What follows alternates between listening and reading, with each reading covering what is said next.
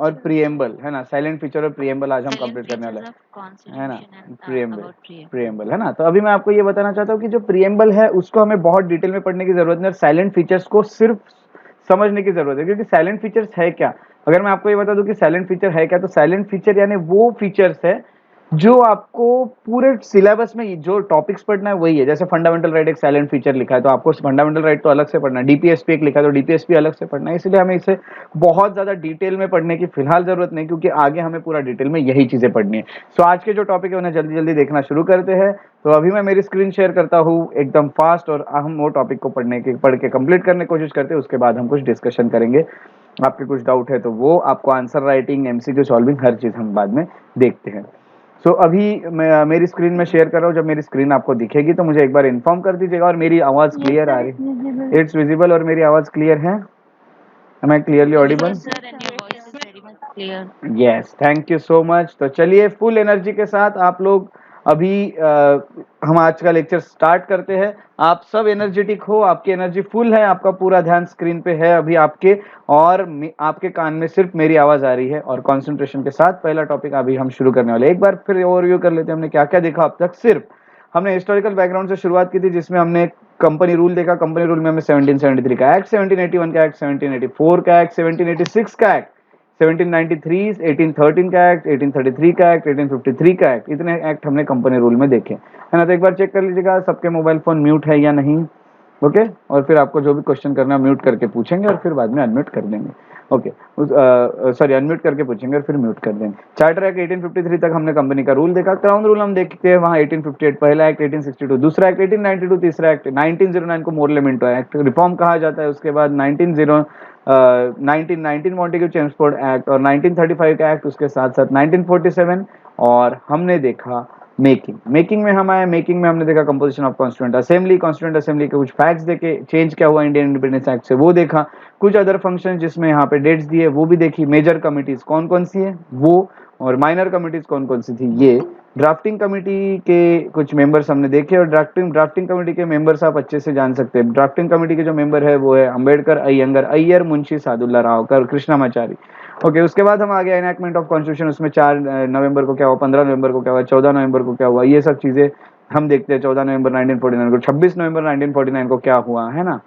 उसके बाद देखते हैं कि कौन कौन से आर्टिकल थे जो 26 नवंबर को पास हुए, और 26 जनवरी को बाकी कॉन्स्टिट्यूशन जो बचा हुआ था वो पूरा पास करा दिया गया। यहाँ तक की चीजें हमने यहाँ पे पढ़ी। उसके बाद हम आ गया, हमने एक्सपर्ट कमेटी देखी। एक्सपर्ट कमेटी के बाद हमने थोड़ा सा क्रिटिसिज्म देखा। क्रिटिसिज्म के बाद इंपॉर्टेंट फैक्ट्स देखे।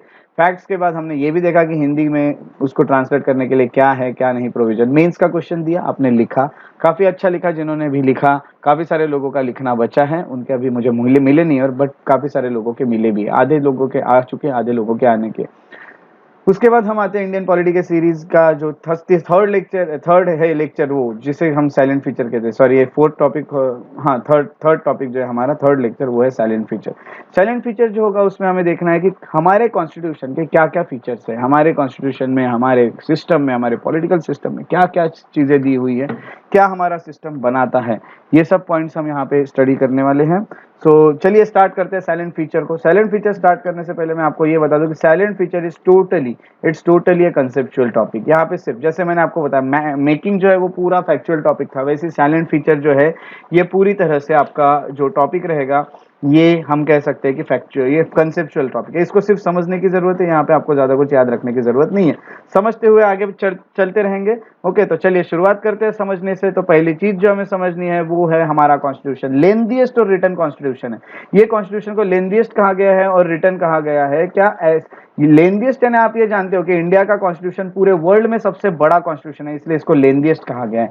रिटन क्यों कहा गया है? क्योंकि अनरिटन कॉन्स्टिट्यूशन भी होते हैं, तो कहीं कहीं के कॉन्स्टिट्यूशन रिटन है और कहीं कहीं के अनरिटन है। अब रिटन कॉन्स्टिट्यूशन जैसे कि एग्जांपल में हम अमेरिका देख सकते हैं और इंडिया का भी रिटन है, वैसे ही अनरिटन में हम ब्रिटिश का कॉन्स्टिट्यूशन देख सकते हैं।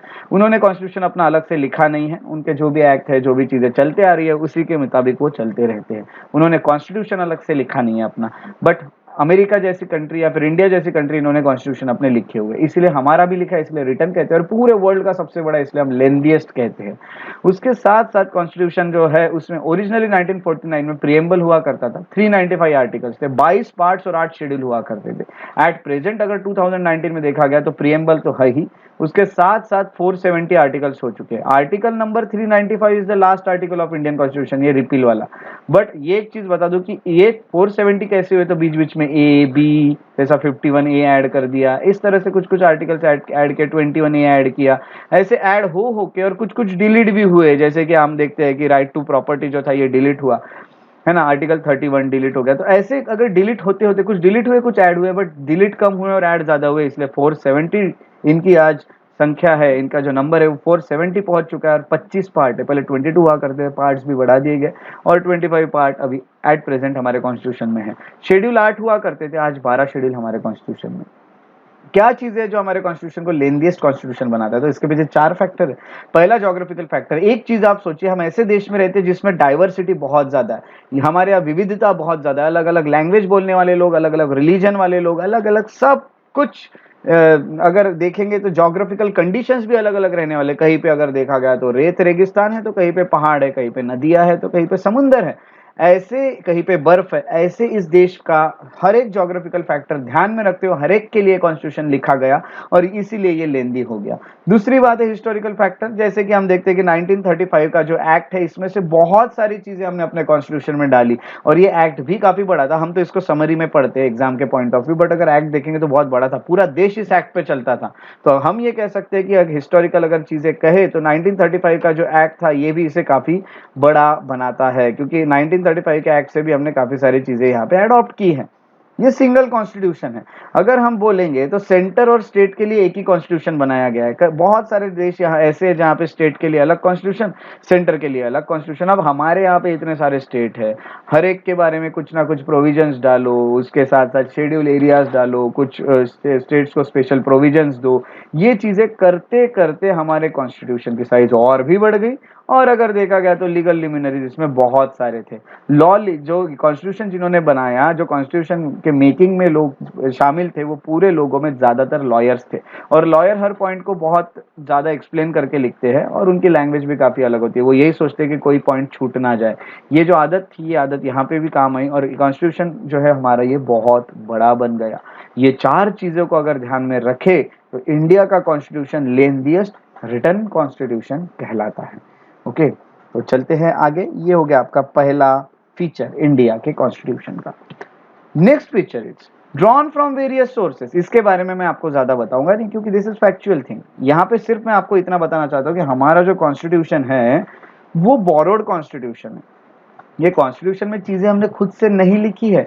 इसके पीछे का कारण ये था क्योंकि हम कोई एक्सपेरिमेंट नहीं करना चाहते थे। हम सिर्फ जो कंट्री ने जो चीजें ली है और उनके जिस कंट्री में उसके कंडीशन के अकॉर्डिंग बेस्ट चल रही है जो चीज, उसको हमने उस कंट्री से उठा के अपने कॉन्स्टिट्यूशन में डाला, ताकि हम कोई एक्सपेरिमेंट ना करें और पहले से जो चीज यूज हो रही है वो चीज हम भी यूज करें और सक्सेसफुली हम अपना देश चलाएं। तो इसके लिए सबसे पहला हमने सोर्स चुना वो था गवर्नमेंट ऑफ इंडिया एक्ट 1935। यहाँ से हमने फेडरल स्कीम ली। फेडरल यानी जो 2 गवर्नमेंट होती है वो, है ना, एक सेंटर में एक स्टेट में। उसके साथ साथ अगर स्टेट के गवर्नमेंट बनाई गई तो मैं आगे आपको बताने वाला हूँ, आपको टेंशन नहीं लेना है फेडरल क्या होता है और यूनिटरी क्या होता है। यहाँ पे याद रखिएगा फेडरल स्कीम जो थी ये गवर्नमेंट ऑफ इंडिया एक्ट 1935 से। फेडरेशन में अगर देखेंगे फेडरल में तो सेंटर भी होता है और स्टेट भी होता है, ऐसी 2 सरकारें होती है। अब स्टेट है तो स्टेट पे, सेंटर पे तो एक हेड था ही प्रेसिडेंट, तो स्टेट पे हेड रखना है तो गवर्नर, तो गवर्नर भी हमने रखे।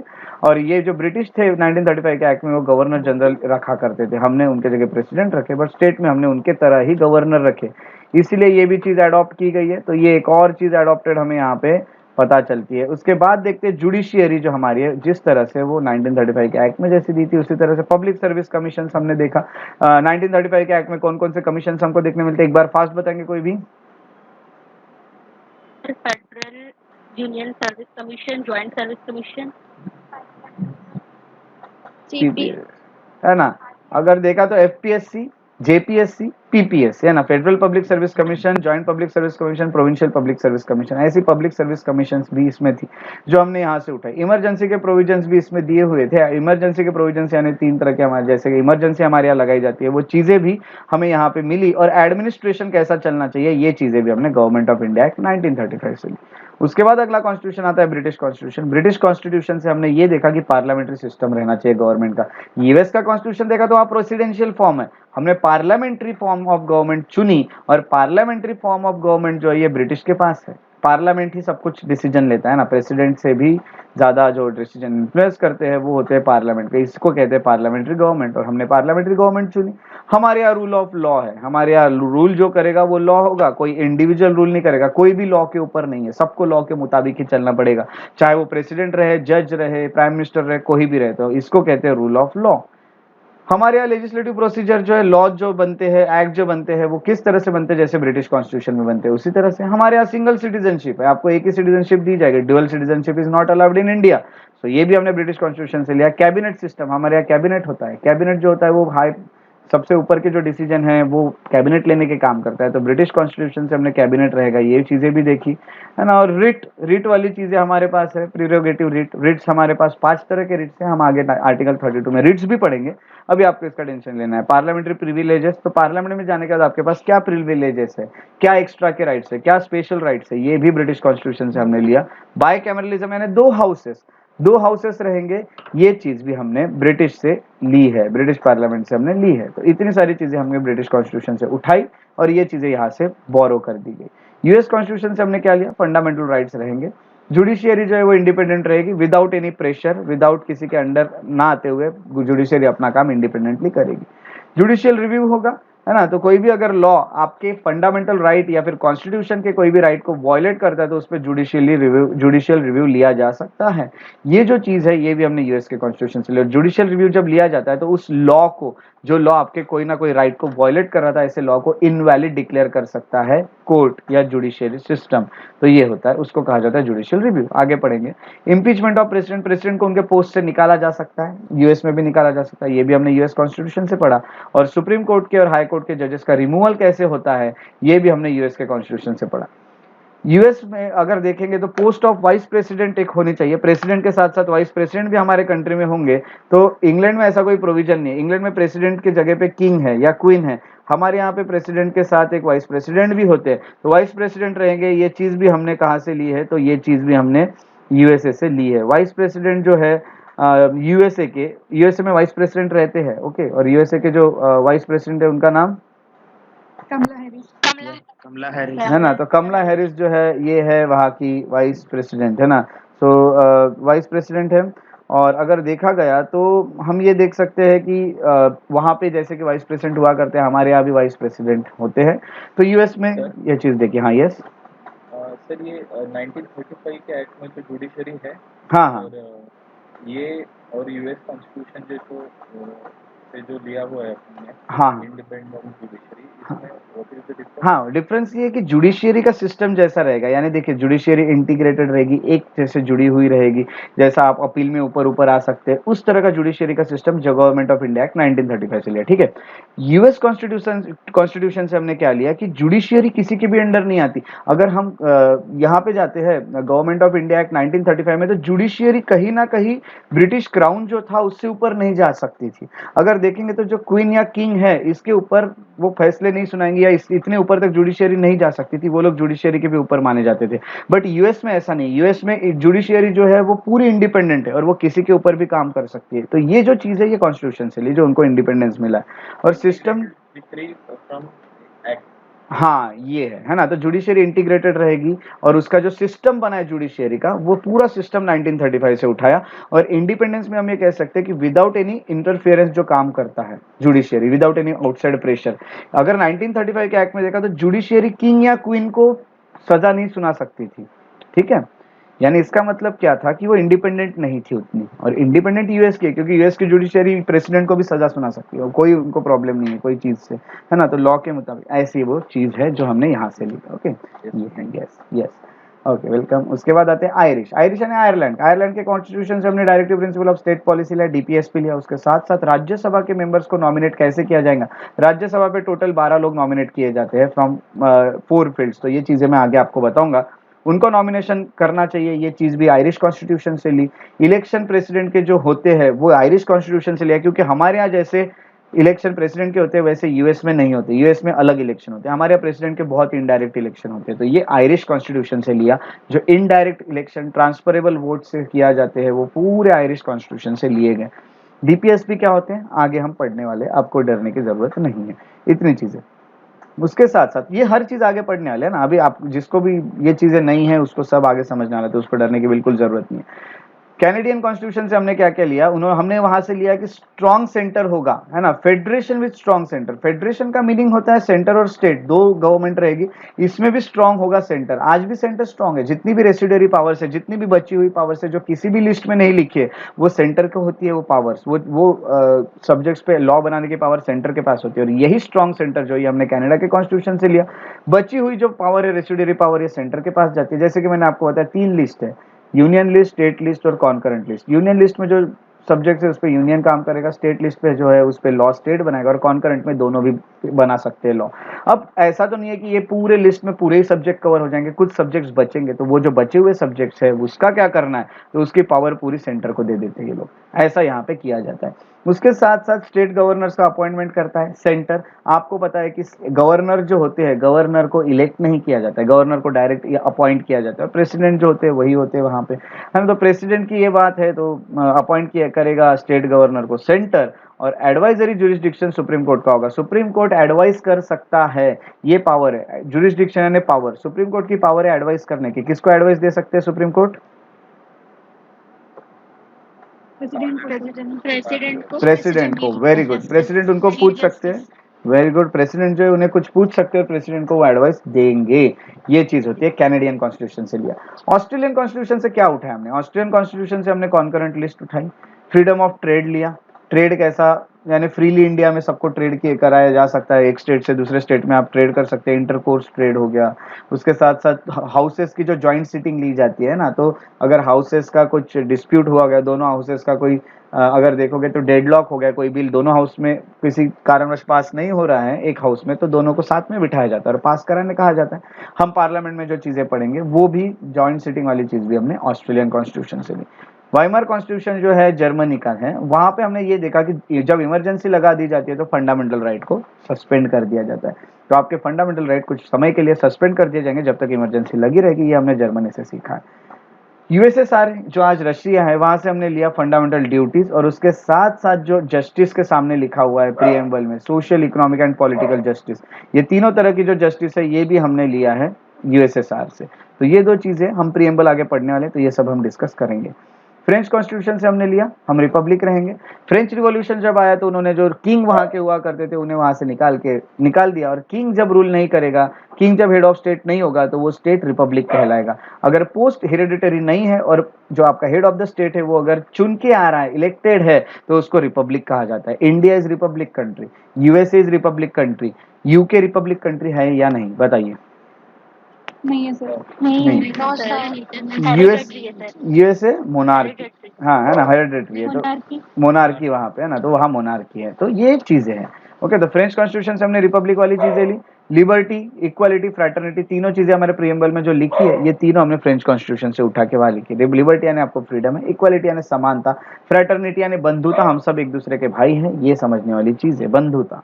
उसके बाद साउथ अफ्रीकन कॉन्स्टिट्यूशन से हम लेते हैं कि अमेंडमेंट कैसा किया जाएगा, कायमे तो कॉन्स्टिट्यूशन में। उसके साथ साथ राज्यसभा का इलेक्शन कैसा होगा, इनडायरेक्ट इलेक्शन जो राज्यसभा के होते हैं वो। और दूसरी बात है प्रोसीजर जो होगा, अमेंडमेंट करना है कॉन्स्टिट्यूशन में, उसकी प्रोसीजर। ये दोनों हमने साउथ अफ्रीकन कॉन्स्टिट्यूशन से लिया। जापानीज कॉन्स्टिट्यूशन से हमने देखा प्रोसीजर एस्टेब्लिश बाय लॉ। आगे हम पढ़ने वाले PEL, procedure establish by law क्या होता है, तो आपको डरने की इसमें जरूरत नहीं है, ये मैं आपको आगे बताऊंगा। बट इतना अभी तक याद रख लीजिएगा, पीईएल जो प्रोसीजर एस्टेब्लिश बाय लॉ है वो जापानीज कॉन्स्टिट्यूशन से हमने लिया है। So these are the sources we have adopted from different constitutions, है ना। तो इतने सारे कॉन्स्टिट्यूशन को एक करके हमने अपना कॉन्स्टिट्यूशन लिखा और अलग अलग सोर्सेज से अलग अलग और बेस्ट चीजें उठाई। So this is the second feature. Now let's move towards the third feature. Third feature is blend of rigidity and flexibility, है ना। रिजिडिटी और फ्लेक्सिबिलिटी आपको बता दूं कि आप लोगों को शायद मैं भी दिख रहा हूँ स्क्रीन में, तो देखेंगे मेरे तरफ। मैं आपको दिख रहा हूँ ना? Yes, sir. Yes, sir. Sir. This pen is rigid, है ना। तो Sir. ओके, सो चलिए, जिनको नहीं दिख रहा वो सुन लीजिएगा मैं जो बोल रहा हूँ। अगर मेरे हाथ में कोई पेन है और वो मूव नहीं, बेंड नहीं हो रहा है ना, वो रिजिड है। और अगर वो इजीली बेंड हो रहा है तो वो फ्लेक्सिबल है। तो कुछ अमेंडमेंट, कुछ जो आर्टिकल्स लिखे हैं कॉन्स्टिट्यूशन में वो रिजिड है, जो जल्दी अमेंड नहीं होते हैं, और कुछ ऐसे हैं जो फ्लेक्सिबल है, जो इजीली चेंज होते हैं। अब देखिए, कॉन्स्टिट्यूशन में कोई अमेंडमेंट करना है तो वो आर्टिकल 368 के अंडर ही किया जा सकता है। और आर्टिकल 368 में दो मेजॉरिटी यहाँ पे लिखी हुई है, एक है स्पेशल मेजॉरिटी और एक है special majority with consent of states, है ना। तो विद कंसेंट ऑफ स्टेट्स, अगर स्पेशल मेजॉरिटी से कोई चीज चेंज की जाती है और कंसेंट स्टेट्स का लिया जाता है, देखिए स्पेशल मेजॉरिटी यानी प्रेजेंट एंड वोटिंग 2/3, ये हम आगे देखने वाले हैं, आपको टेंशन नहीं लेना, हम आर्टिकल 368 अलग से पढ़ने वाले।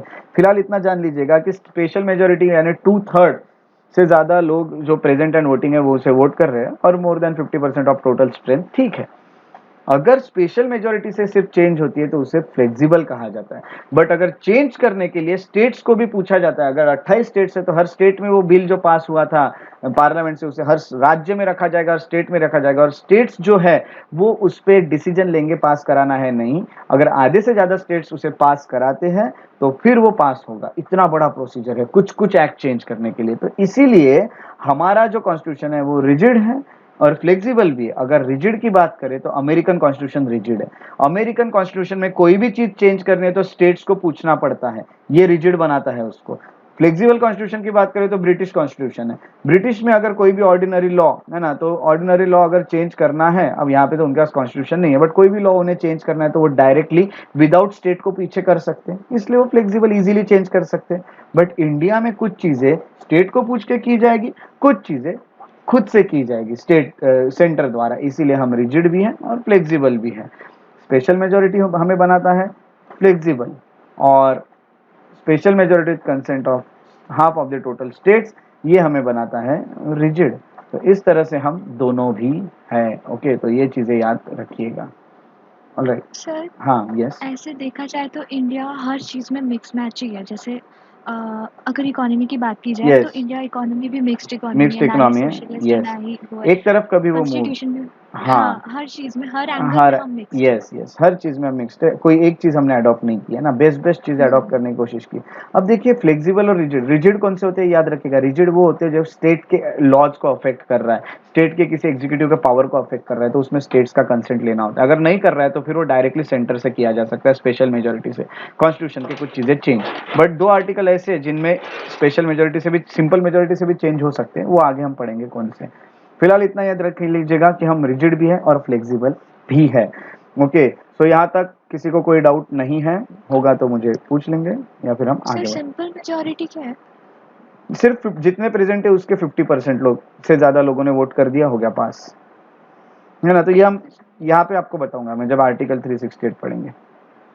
ओके, तो सर एक हो गया स्पेशल मेजॉरिटी, दूसरा हो गया सिंपल मेजॉरिटी, और नहीं में मेजॉरिटी नहीं, होती है। स्पेशल मेजोरिटी और special majority with ratification of half of the total states, ये स्टेट्स को पूछ के, हाँ, ये दो ही है। सिंपल मेजोरिटी आर्टिकल में लिखी नहीं है, कॉन्स्टिट्यूशन अमेंड करने के लिए यूज नहीं होती, फिर मैं आपको वो बताऊंगा कि क्या होती है वो। ओके, आगे जब हम ये पढ़ेंगे ना अमेंडमेंट ऑफ कॉन्स्टिट्यूशन तब बताऊंगा। और यस, है ना। तो ये जो है यहाँ पे आपको सभी चीजें नहीं समझी तो भी चलेगा, सभी को ये बोल रहा हूँ कि अगर ये साइलेंट फीचर्स में सभी नहीं समझा तो भी चलेगा, क्योंकि आगे हम ये चीजें डिस्कस करने वाले डिटेल में, है ना। तो अब हम देखते हैं unitary federal system with unitary बायस। हमारा जो सिस्टम है वो फेडरल है, बट ऐसा कहा जाता है कि आपका यूनिटरी भी है। तो भैया हम है कैसे, हम फेडरल भी और यूनिटरी भी है, दोनों है। फेडरल सिस्टम क्या होता है, सबसे पहले फेडरल सिस्टम में याद रखिएगा दो सरकारें होती है, दो गवर्नमेंट होती है, एक होती है सेंटर पे और एक होती है स्टेट पे। ऐसी दो सरकारें जहां होती है उसको फेडरल कहा जाता है। जहां पे सिर्फ एक ही गवर्नमेंट होती है उसे यूनिटरी कहा जाता है, सिर्फ सेंटर वाली गवर्नमेंट होती है उसे यूनिटरी कहा जाता है। अब फेडरल और यूनिटरी इन दोनों की अगर बात करें तो फेडरल सिस्टम के कुछ फीचर्स हमारे पास है, जैसे हमारे पास दो गवर्नमेंट्स है, एक सेंटर पे एक स्टेट पे, हमारे पास दोनों में पावर का डिवीजन किया है जो कि फेडरल सिस्टम का है। हमारा कॉन्स्टिट्यूशन रिटन है जो कि फेडरल का फीचर है। हमारे कॉन्स्टिट्यूशन सुप्रीम है, कॉन्स्टिट्यूशन के ऊपर कोई भी नहीं है, कॉन्स्टिट्यूशन के सब नीचे है, कोई भी ऑफिसर रहे कोई भी रहे, हमारा कॉन्स्टिट्यूशन रिजिड है, स्टेट्स को पूछना पड़ता है कुछ चीजें चेंज करने के लिए, वो फेडरल का फीचर है। हमारा जुडिशरी इंडिपेंडेंट है, वो भी फेडरेशन का फीचर है। और हमारे यहाँ बाइकैमरलिज्म है, 2 हाउसेस है, लोकसभा और राज्यसभा, ये भी फेडरल का फीचर है। अब यूएस जैसा देश है वो फेडरल है, और यूके जैसा जो है वो यूनिटरी है। अब मैं आपको एक बात बता दूं कि देखिए, सबसे पहले 2 गवर्नमेंट होना ये फेडरल का फीचर है, बट यूनिटरी में भी 2 गवर्नमेंट रह सकती है अगर सेंटर चाहे तो। कॉन्स्टिट्यूशन में सिर्फ इतना लिखा जाएगा कि एक ही गवर्नमेंट रहेगी, बट सेंटर अगर अपने कुछ जो पावर से डेलीगेट करना चाहता है किसी स्टेट को बना के, स्टेट गवर्नमेंट को बना के, तो वो ये कर सकता है। बट ये ऐसा कहीं लिखा नहीं कि ऐसा उसको करना ही होगा। लिखा है तो ये फेडरल है, और हमारे यहाँ पे लिखा है कि 2 गवर्नमेंट होगी, इसलिए हम फेडरल भी कहला रहे हैं, है ना। अब देखिए, अगर स्टेट की गवर्नमेंट्स है तो ये लोग स्टेट को भी पूछेंगे, तो रिजिड बन जाएगा कॉन्स्टिट्यूशन, है ना। तो ये चीजें बाइकैमरलिज्म है ना, राज्यसभा रहेगा, क्योंकि स्टेट से कुछ लोग भेजे जाएंगे जो राज्यसभा में जाएंगे, लोकसभा में हम डायरेक्टली चुनेंगे। तो ये दोनों चीजें तो रहने वाली है, ये समझने वाली बात है। तो इस तरह से हम फेडरेशन भी है। यूनिटरी हम कैसे हैं, क्योंकि हमारे पास सेंटर स्ट्रांग है। मैंने आपको बताया सेंटर स्टेट को बना सकता है, गवर्नमेंट को, कहाँ पे, यूनिटरी में। अगर यूनिटरी में सेंटर ने स्टेट को बनाया है तो सेंटर ज्यादा स्ट्रांग ही रहेगा, और ये चीज भी हमने यूनिटरी, हमारा जो यूनिटरी का फीचर है वो हमारे पास आ गया। सिंगल कॉन्स्टिट्यूशन रहेगा। अब यहाँ पे कैसा है, 2 कॉन्स्टिट्यूशन रहते हैं। हमारे यहाँ सिंगल कॉन्स्टिट्यूशन है, हमारे यहाँ गवर्नमेंट 2 है बट कॉन्स्टिट्यूशन एक ही है दोनों के लिए। तो ये जो सिंगल कॉन्स्टिट्यूशन वाली चीज है ये हमने यूनिटरी से लिया। हमारे यहाँ सिटीजनशिप भी सिंगल है। यूएस में dual citizenship is allowed, but in India single citizenship is allowed, only single citizenship is allowed, है ना। आप इंडिया के नागरिक हो तो आप कहीं और की सिटीजनशिप नहीं ले सकते। सो ये सिंगल सिटीजनशिप भी कहाँ का है, तो यूनिटरी का फीचर है। उसके बाद फ्लेक्सिबिलिटी, हाँ, कुछ कॉन्स्टिट्यूशन में ऐसी चीजें हैं जिसमें स्टेट्स को पूछने की जरूरत नहीं है चेंज करने के लिए, तो फ्लेक्सिबल है हमारा कॉन्स्टिट्यूशन, जो कि यूनिटरी का फीचर है। देखिए, सेंटर यहाँ पे स्टेट को नहीं पूछेगा यूनिटरी में, क्योंकि सेंटर ऑलरेडी बहुत पावरफुल है और सेंटर ने इसको बनाया, तो इसको क्यों पूछेगा कुछ करना है। तो ये जुडिशियरी जो है वो इंटीग्रेटेड है ना। तो इंटीग्रेटेड, इसका मीनिंग हम ये देख सकते हैं कि जुडिशियरी एक दूसरे से पूरी आखिरी तक जुड़ी है। पूरी जुडिशियरी एक ही लॉ पे चलेगी, सुप्रीम कोर्ट में भी वही लॉ चलेंगे, हाई कोर्ट में भी वही लॉ चलेंगे, है ना, नीचे के कोर्ट में भी वही लॉ चलेंगे। ये जुडिशियरी को इंटीग्रेटेड बनाता है। आप नीचे से अपील में ऊपर तक जा सकते हो। आप खुश नहीं हो नीचे के कोर्ट के फैसले से, आप हाई कोर्ट में जा सकते हैं, हाई कोर्ट से खुश नहीं हो आप सुप्रीम कोर्ट में जा सकते हैं। ऐसे हमारी जुडिशियरी एक दूसरे से एकात्मिक या जुड़ी हुई और इंटीग्रेटेड है। स्टेट गवर्नर को अपॉइंट करता है सेंटर, ये भी फीचर है यूनिटरी का। और ऑल इंडिया सर्विसेज भी इंडिया में है। ऑल इंडिया सर्विसेज कितनी है, जल्दी फास्ट बताइए, how many all India services are there in India? 3। कौन कौन सी? IRS, IPS, IRS, है ना। तो इंडियन एडमिनिस्ट्रेटिव सर्विस, है ना, Indian forest service, Indian administrative service और इंडियन पुलिस सर्विस, ये 3 सर्विसेज ऑल इंडिया सर्विस है। बाकी जितनी भी सर्विसेज है वो सेंटर की है, जो यूपीएससी से होती है ना। IRS सेंट्रल का है, फॉरेन सर्विस सेंटर का है। तो ऑल इंडिया सर्विसेज रहना, जो पूरे इंडिया में सर्विस चलेगी, है ना, वैसे वो यूनिटरी का फीचर है। और उसके साथ साथ इमरजेंसी प्रोविजन होना, इमरजेंसी प्रोविजन भी यूनिटरी कॉन्स्टिट्यूशन का है ना। तो ये चीजें अगर देखा गया तो फेडरेशन की भी कुछ चीजें हमारे पास है, तो यूनिटरी की भी है। तो हमने, हमारे कॉन्स्टिट्यूशन, हमारा इंडिया फेडरल कंट्री दिखता है, पूरा फेडरल दिखता है, बट हमने फेडरल ये वर्ड कहीं पे यूज नहीं किया, है ना। तो ये यूज क्यों नहीं किया, ये भी आपको मैं बताने वाला हूं जब हम आर्टिकल 1 पढ़ेंगे। बट अभी भी आपको बता देता हूं कि हमने खुद को फेडरेशन नहीं, हमने खुद को यूनियन कहा, क्योंकि डॉक्टर BR अम्बेडकर को जब पूछा गया ऐसा क्यों, कि आप फेडरेशन दिख के भी इसे फेडरेशन क्यों नहीं बोल रहे हो, तो उन्होंने ये कहा कि अगर फेडरेशन बन जाएगा इंडिया, तो इंडिया में जो स्टेट्स है वो एग्रीमेंट से साथ में आएंगे। साथ में अगर एग्रीमेंट से कोई आया है स्टेट, है ना, तो हमने सबके साथ एग्रीमेंट करना पड़ेगा। इंडिया जो है महाराष्ट्र के साथ, मध्य प्रदेश के साथ, यूपी के साथ, सबसे एग्रीमेंट करेगा और इन सबको अपने आप में संभालेगा।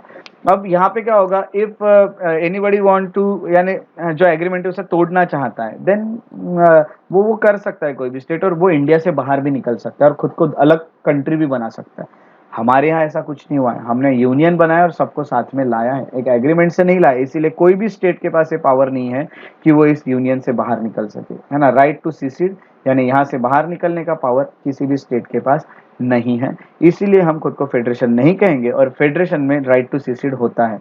यूएस जो है ये फेडरेशन है। यूएसए फेडरेशन होने के कारण यूएसए में जो स्टेट्स है वो यूएसए से बाहर निकल के खुद को एक देश बना सकते हैं। हम अगर अलग भी होना चाहेंगे तो हम इंडिया में अलग स्टेट मांगते हैं। जैसा अगर तेलंगाना आंध्र प्रदेश से अलग होना चाह रहा था तो उन्होंने अलग स्टेट मांगा, अलग कंट्री नहीं मांगा, क्योंकि सबको पता है कि हमारे पास राइट टू सीसीड नहीं है, हम इंडिया से बाहर नहीं निकल सकते। तो ये चीजों के कारण हम खुद को फेडरेशन नहीं कहते, बट हम दिखते पूरे फेडरल हैं और थोड़ा थोड़ा यूनिटरी वाली चीजें भी हमारे पास है। So we have federal system with unitary bias. Unitary यानी एक सरकार, यूनिटरी यानी वन और फेडरल यानी दो। यस, हाँ यस, पूछिए अभी। Sir, हाँ, how a written constitution is a federal? written constitution is a feature of federal system, okay, and unwritten is mostly used in the unitary system, है ना। तो रिटर्न वाला जो कॉन्स्टिट्यूशन है वो यहाँ का फीचर है जो यहाँ से हमने लिया है। ओके, ऑलराइट, ठीक, Okay, sir. यस एग्जैक्टली, है ना। तो यूएस याद रखना, कभी भी फेडरल आया तो यूएसए याद रखना। यूएसए में ड्यूअल सिटीजनशिप अलाउड है, यूएसए में दो सरकार है, यूएसए में कॉन्स्टिट्यूशन रिटर्न है। फेडरल आया तो यूएसए के फीचर याद रखना, यूनिटरी आया तो यूके के फीचर याद रखना, और वहां से देखना कि हमने कौन कौन से अपने देश में लिए हैं। ऑलराइट, अब हमारी जो सरकार है वो पार्लियामेंट्री फॉर्म है। सर हाँ यस, क्वाजी फेडरल क्या है? क्वाजी फेडरल को यही कह सकते हैं। क्वाजी फेडरल यानी यही आधा फेडरल, क्वाजी यानी आधा, अधूरा, पूरा नहीं, है ना। थोड़ा फेडरल और थोड़ा यूनिटरी यानी क्वाजी फेडरल, ठीक है। सर हाँ यस, सर हम कैसे डिफरेंशिएट कर सकते हैं कि जैसे रिटन कॉन्स्टिट्यूशन ये फेडरल का है या फिर यूनिटरी गवर्नमेंट का वो फीचर है? एक्चुअली क्या है, जो सिस्टम बनाए हैं फेडरल सिस्टम ऐसा ऐसा होगा, जिस कंट्री से शुरू हुआ ये सिस्टम तो वो कंट्री ने वैसी चीजें अडॉप्ट की है सब, इसीलिए वो चीजों को उस सिस्टम में डाला गया। यूनिटरी वाली चीजें ब्रिटेन से आई मेनली, अगर हम देखेंगे तो ब्रिटेन ने जैसा सिस्टम बनाएगा या फिर जो भी देश यूनिटरी वाला, यानी जो भी देश में वो ऐसी चीजें आई सिंगल सिंगल वाली सब चीजें वो पूरी यूनिटरी में डाली। इसलिए हमने बोला कि एक यूनिट यानी एक, और फेडरल में अगर देखेंगे तो दो दो चीजें, तो इसीलिए दो दो चीजें जनरली जहां दिखती है वो पूरी फेडरल में डाली जाती है, और एक जहां दिखेगी वो यूनिटरी में डालेंगे। सिंगल सिटीजनशिप बोला तो यूनिटरी, डुअल सिटीजनशिप बोला तो फेडरल, है ना। जो कंट्री ने दो दो वाली चीजें अडॉप्ट की, दो गवर्नमेंट, दो कॉन्स्टिट्यूशन, दो सिटीजनशिप, वो ज्यादातर फेडरल कहलाए। तो ये है, हम यही कहेंगे कि जहां डिवीजन ऑफ पावर दिखेगा, जहां दो सरकारें कहेंगी वो फेडरल रहेगा, है ना। तो ये उसकी डेफिनेशन बनते वक्त ही उसे बना दिया गया है ना। Okay, okay sir. Yes, sir इस लाइन का क्या मतलब होगा? Hence the Indian constitution has been variously described हाँ as federal in form but unitary in spirit. हाँ, यानी दिखने में स्ट्रक्चर पूरा इंडिया का वैसे ही दिखता है ना, फेडरल, दो सरकारें दिखती है, ये दिखता है, बट स्पिरिट यानी देखिए एक सिटीजनशिप दी है, दिखेगी नहीं ऐसे स्ट्रक्चर में नहीं दिखती है, बट ऐसी है वो चीजें। तो दिखने वाली चीजें तो फेडरल ही दिखती है, बट कुछ चीजें जो है जो नहीं भी दिखती है वो भी हमारे पास है। हाँ, तो ये इसलिए ऐसा लिखा जाता है उसे, ठीक है। यस एग्जैक्टली, चलिए आगे चलते हैं। Parliamentary form of government, parliamentary form of government जो है उसको हम देखते हैं। तो हमने हमारी जो गवर्नमेंट है उसे पार्लियामेंट्री बनाया। दो तरह की गवर्नमेंट होती है, एक प्रेसिडेंशियल होती है, एक पार्लियामेंट्री होती है। हमारा जो कॉन्स्टिट्यूशन है उन्होंने ब्रिटिश पार्लियामेंट्री सिस्टम जो है, ब्रिटिश का जो सिस्टम था पार्लियामेंट्री सिस्टम ऑफ गवर्नमेंट, वो हमने अडॉप्ट किया। हमने अमेरिकन प्रेसिडेंशियल सिस्टम अडॉप्ट नहीं किया। अब प्रेसिडेंशियल, अगर ब्रिटिश पार्लियामेंट्री जो सिस्टम था वहां पे देखा गया तो पार्लियामेंट जो है वो फाइनल डिसीजन लेता था। हमारे यहाँ पे अगर देखा गया तो इंडिया में भी पार्लियामेंट जो है फाइनल डिसीजन लेगा। यहाँ पे क्या कौन इंसान, तो सिर्फ एक प्रेसिडेंट जो होता है वो अपने फाइनल डिसीजन लेता है। ये प्रेसिडेंशियल सिस्टम होता है। तो ऐसा सिस्टम हमने नहीं बनाया, हमने पार्लियामेंट जो डिसीजन लेगा वैसा सिस्टम बनाया है। और आपको भी पता है सभी जो चीजें हैं, सभी जो डिसीजन है पार्लियामेंट से ही आते हैं। हमने ऐसा सिस्टम अडॉप्ट किया। और ये सिस्टम जो होता है इसमें क्या क्या फीचर्स है पार्लियामेंट्री के, तो सबसे पहले नॉमिनल और रियल एग्जीक्यूटिव दो हेड होते हैं पार्लियामेंट्री में।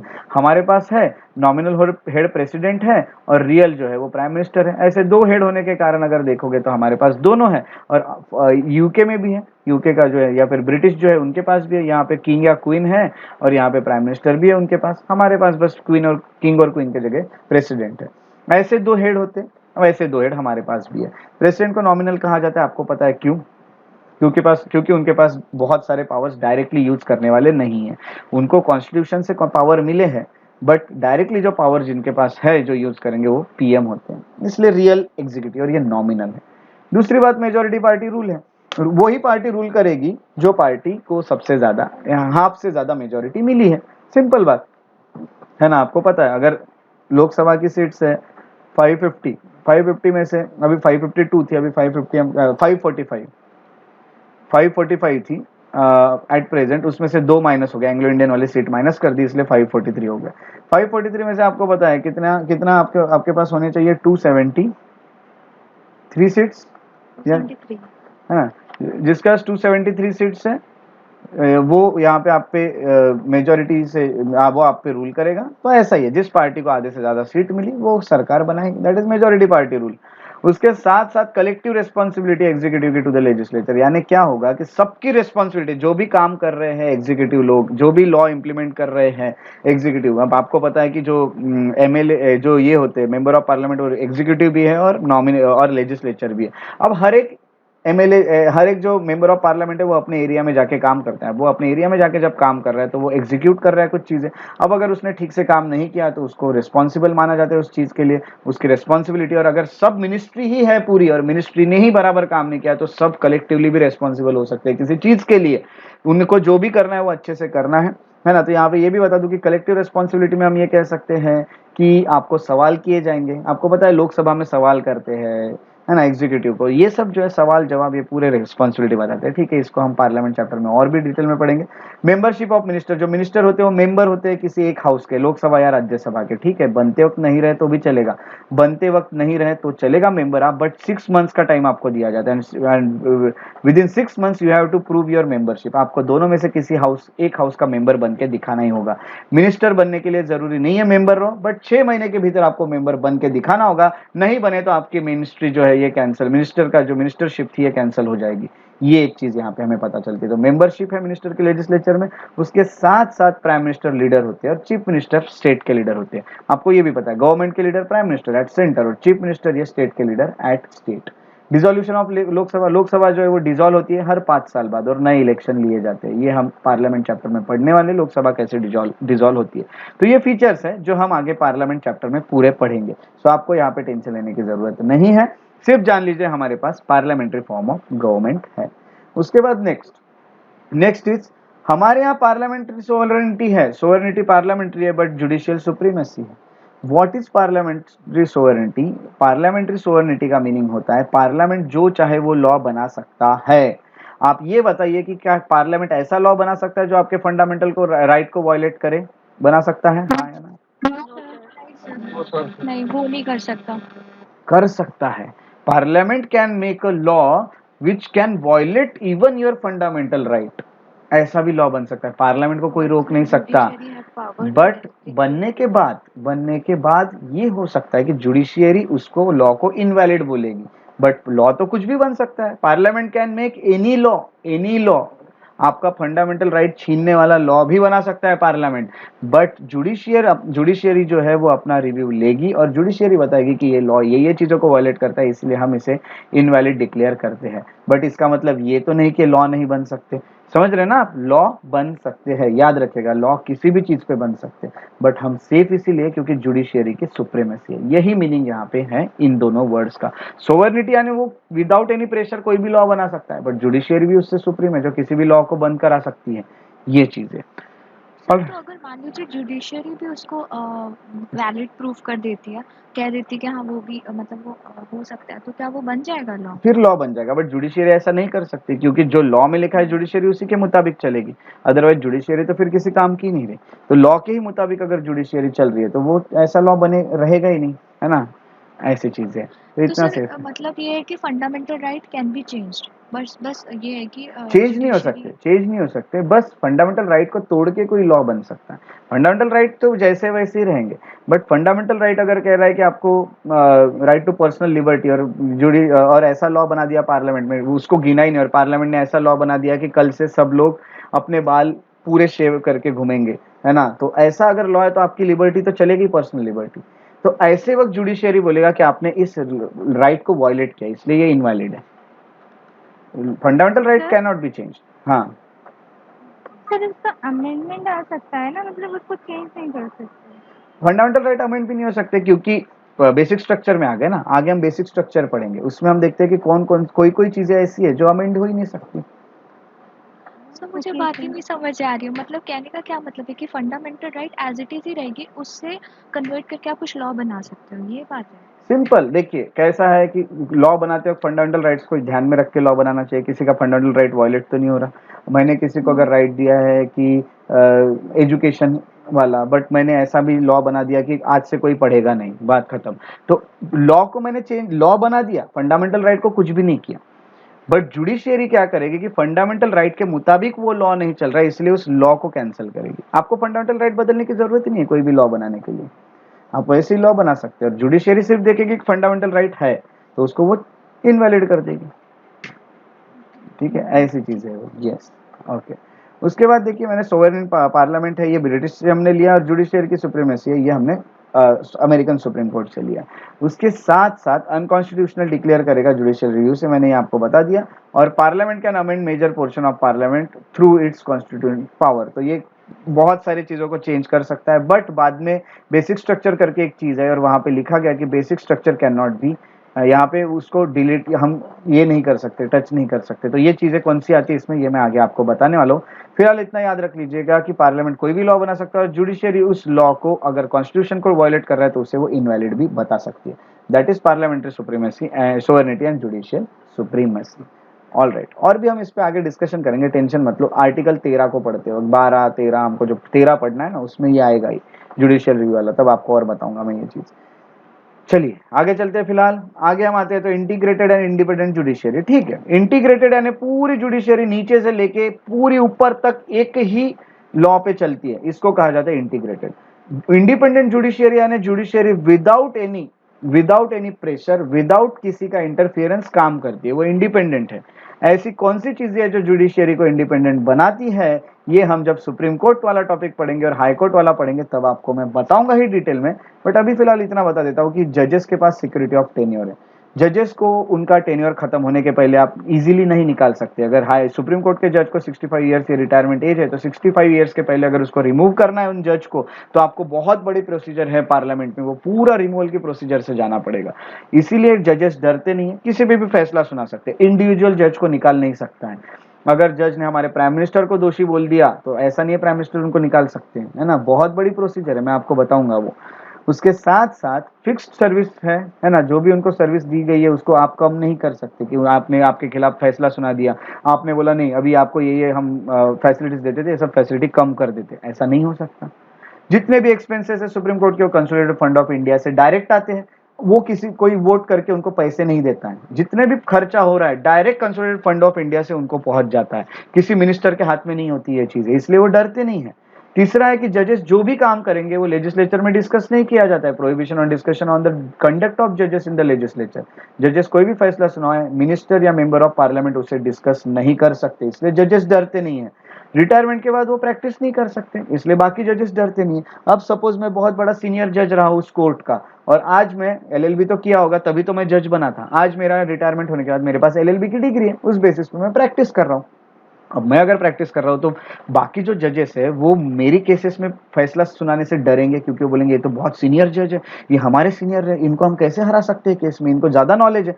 तो इसीलिए बैन किया गया प्रैक्टिस पे रिटायरमेंट के बाद। बट देखिए हाईकोर्ट का जो लॉयर है, ये है जज, वो हाईकोर्ट के जज प्रैक्टिस कर सकते हैं सुप्रीम कोर्ट में एज अ लॉयर, क्योंकि सुप्रीम कोर्ट के जज से वो छोटे जज रहे हैं अपने लाइफ टाइम में, ऐसा है। एक हाईकोर्ट का जज अपने हाईकोर्ट को छोड़ के दूसरे हाईकोर्ट के जज हाईकोर्ट में जाके भी प्रैक्टिस कर सकता है। ये चीजें ये हम आगे देखेंगे, यहाँ भी अभी आप डिटेल में मत सोचो, ये हम सुप्रीम कोर्ट पढ़ने वाले आगे।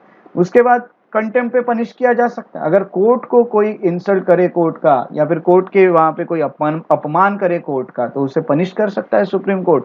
जैसे आप कोर्ट के सामने बातें कर रहे हो, कोर्ट के सामने आप कोर्ट का रेस्पेक्ट नहीं कर रहे हो, है ना, तो ये चीजों के लिए आपको पनिश किया जा सकता है। इसीलिए कोर्ट्स में आपको डरना होता है, कोर्ट अपना काम इंडिपेंडेंटली कर सकता है, चाहे वो मिनिस्टर क्यों ना रहे खड़ा उनके सामने, उसको रेस्पेक्ट करना पड़ेगा। सेपरेशन है, जुडिशियरी और एग्जीक्यूटिव अलग है, डरने की जरूरत ही नहीं है। एग्जीक्यूटिव अपना काम वहां कर रहा है, जुडिशियरी अपना काम यहाँ कर रही है। अगर जुडिशियरी और एग्जीक्यूटिव एक होता तो एग्जीक्यूटिव डरा रहता दूसरों पे डिसीजन देने में, यहाँ डरता ही नहीं है जुडिशियरी। जुडिशियरी बोलेगा मेरा काम ही नहीं एग्जीक्यूट करना, मैं क्यों डरूं भाई आपसे, मेरा काम जुडिशियरी वाला काम है, मैं वो कर रहा हूँ। आप एग्जीक्यूटिव आप देखते बैठो अपना क्या है। इसीलिए जुडिशियरी खुद को इंडिपेंडेंट मानती है, और इंडिकेटेड इसीलिए है क्योंकि एक से एक जैसी पूरी जुड़ी हुई है। सबसे छोटा अगर हम देखेंगे तो हाई कोर्ट के नीचे, हाई कोर्ट सबसे नीचे, सुप्रीम कोर्ट के नीचे हाई कोर्ट है स्टेट लेवल के, हाई कोर्ट के नीचे सबऑर्डिनेट कोर्ट है डिस्ट्रिक्ट कोर्ट, उसके बाद और लोअर कोर्ट्स है, बट सभी एक ही लॉ पे चलते हैं, इसीलिए जुडिशियरी इंटीग्रेटेड है। ऐसी चीजें हमारे पास है, हमारे फीचर है, बेसिक फीचर है ना, हमारे इसके फीचर है। उसके बाद आते हैं साइलेंट फीचर, उसके बाद आते हैं फंडामेंटल राइट। हमारे कॉन्स्टिट्यूशन में फंडामेंटल राइट है, पार्ट 3 में हमें फंडामेंटल राइट दिए गए हैं। हमारे पास 6 फंडामेंटल राइट है। Okay, right to equality, right to freedom, right against exploitation, right to religion, cultural and educational right, constitutional remedies, ये सभी फंडामेंटल राइट हम डिटेल में पढ़ने वाले हैं। बहुत इंपॉर्टेंट टॉपिक रहने वाला है, इसलिए ये भी एक फीचर हमारा बनता है। फंडामेंटल राइट यानी ये आप सभी को मिले हुए राइट है जो आपको डेवलप करने में आपकी हेल्प करेंगे, इसलिए उनको फंडामेंटल कहा जाता है। उसके बाद directive principle of state policy, doctor B R Ambedkar ने नोवेल फीचर कहा है इंडियन कॉन्स्टिट्यूशन का, ये पार्ट 4 में आता है। अब इसमें आपको एक चीज बता दूं, DPSP, यहाँ पे देखिए डायरेक्टिव यानी कुछ डायरेक्शन है, प्रिंसिपल्स है, डायरेक्शन है, प्रिंसिपल है स्टेट पॉलिसी बनने में। स्टेट यानी राज्य नहीं, यहाँ पे स्टेट यानी महाराष्ट्र मध्य प्रदेश नहीं, यहाँ पे स्टेट यानी महाराष्ट्र मध्य प्रदेश भी हो सकता है, इंडिया भी स्टेट है, उसके साथ साथ जितने लोग हैं सभी स्टेट है। अब यहाँ पे जो भी पॉलिसी बन रही है गवर्नमेंट की, स्टेट यानी समझ जाइए गवर्नमेंट की जब पॉलिसी बनेगी तो कुछ डायरेक्शंस आपको दिए, कुछ प्रिंसिपल्स आपको दिए, उसी के मुताबिक आपने पॉलिसी बनाना चाहिए, ऐसा कहा गया है। तो वो डायरेक्शंस कौन से, वो प्रिंसिपल्स कौन से है जिसपे पॉलिसी कैसी बननी चाहिए, ये हम आगे देखने वाले हैं पार्ट 4 जब हम पढ़ेंगे। फिलहाल इतना याद रखिएगा कि यहाँ पे सोशलिस्टिक, गांधीयन और लिबरल इंटेलेक्चुअल, ऐसे 3 यहाँ पे चीजें हैं। हमें क्या करना है, हमें सोशल और इकोनॉमिक डेमोक्रेसी प्रमोट करना है। ये क्या होती है, ये भी हम DPSP में पढ़ने वाले हैं। ये सिर्फ ऐसा समझे कि हम आज आइडिया ले रहे हैं कि हम क्या क्या पढ़ने हैं। साइलेंट फीचर्स टॉपिक वही है जो आपको सिर्फ आइडिया देता है आगे आप क्या पढ़ने वाले।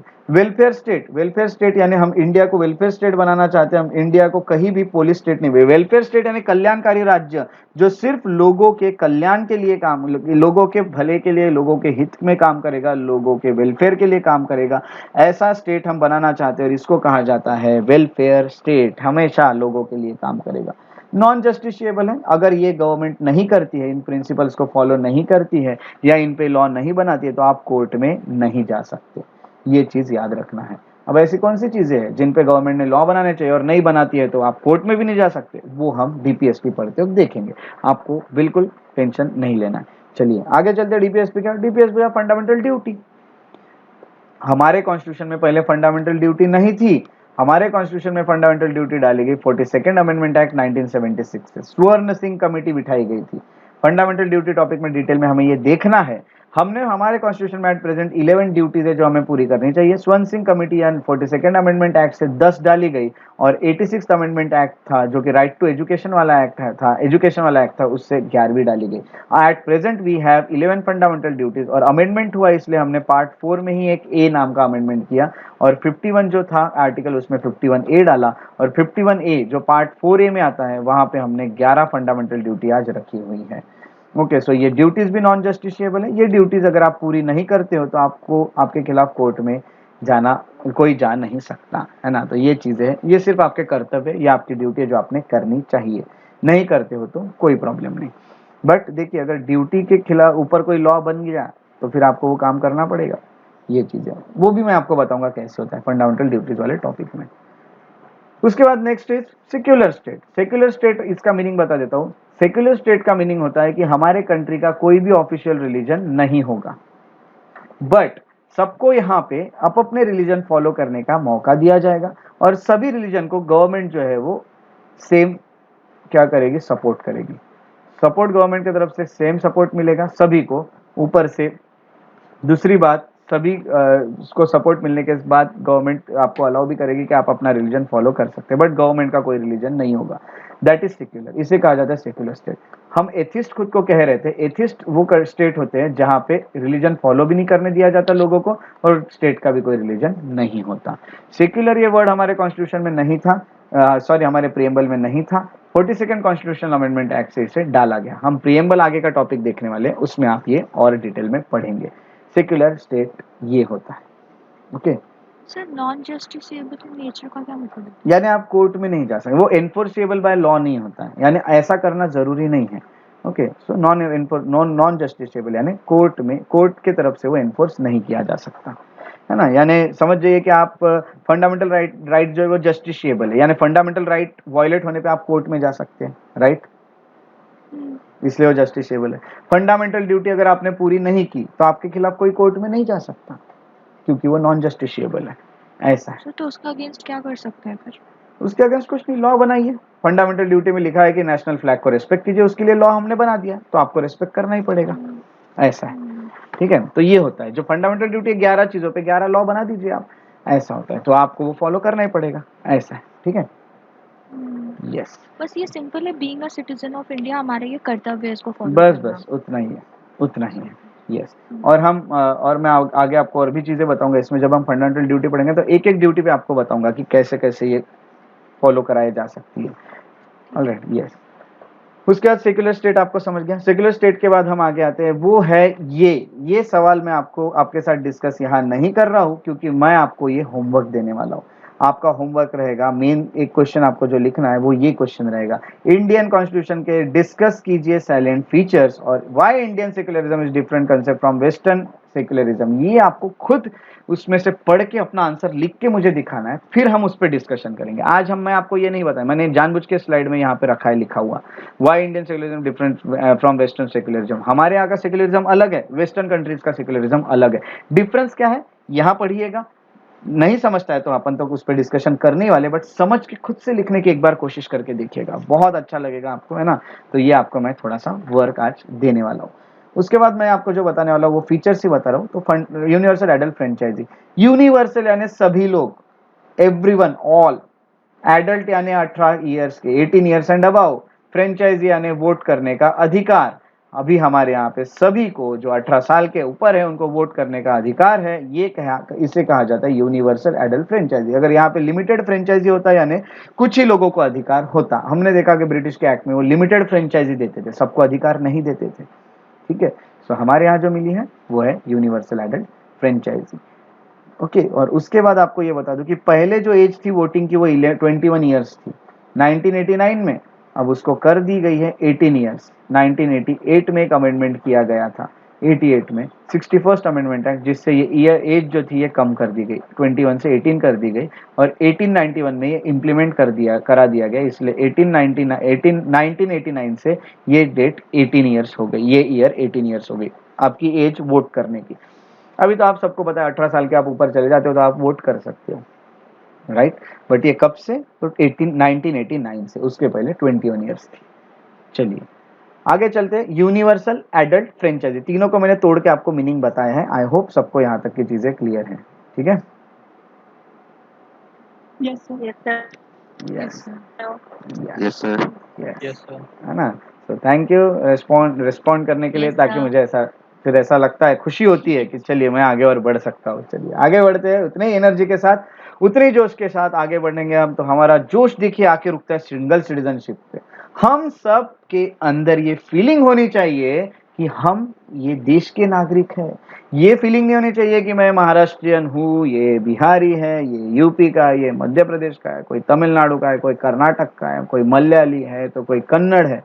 नो, हमने सिंगल सिटीजनशिप इसीलिए दी है क्योंकि हम सब एक साथ रह सके मिलके, है ना। तो ये इंटीग्रिटी हमारे देश की बनी, इसलिए हमने सिंगल सिटीजनशिप दी। और सिंगल सिटीजनशिप यानी आप एक ही सिटीजनशिप लेके चलते हो, वो है इंडियन। आपके पास ऐसी सिटीजनशिप नहीं है कि महाराष्ट्रियन भी हो, इंडियन भी हो, कर्नाटक के भी हो, इंडियन भी हो। तो आपके कंट्री में सिर्फ एक ही सिटीजनशिप अलाउ की गई है, जो आपको एक फीलिंग देगी कि आप इंडियन हो सबसे पहले। बट हम ये भूल जाते हैं, हर बार हम ये भूलते हैं, और आपको ये लाइफ में कभी भूलना नहीं है, याद रखिए।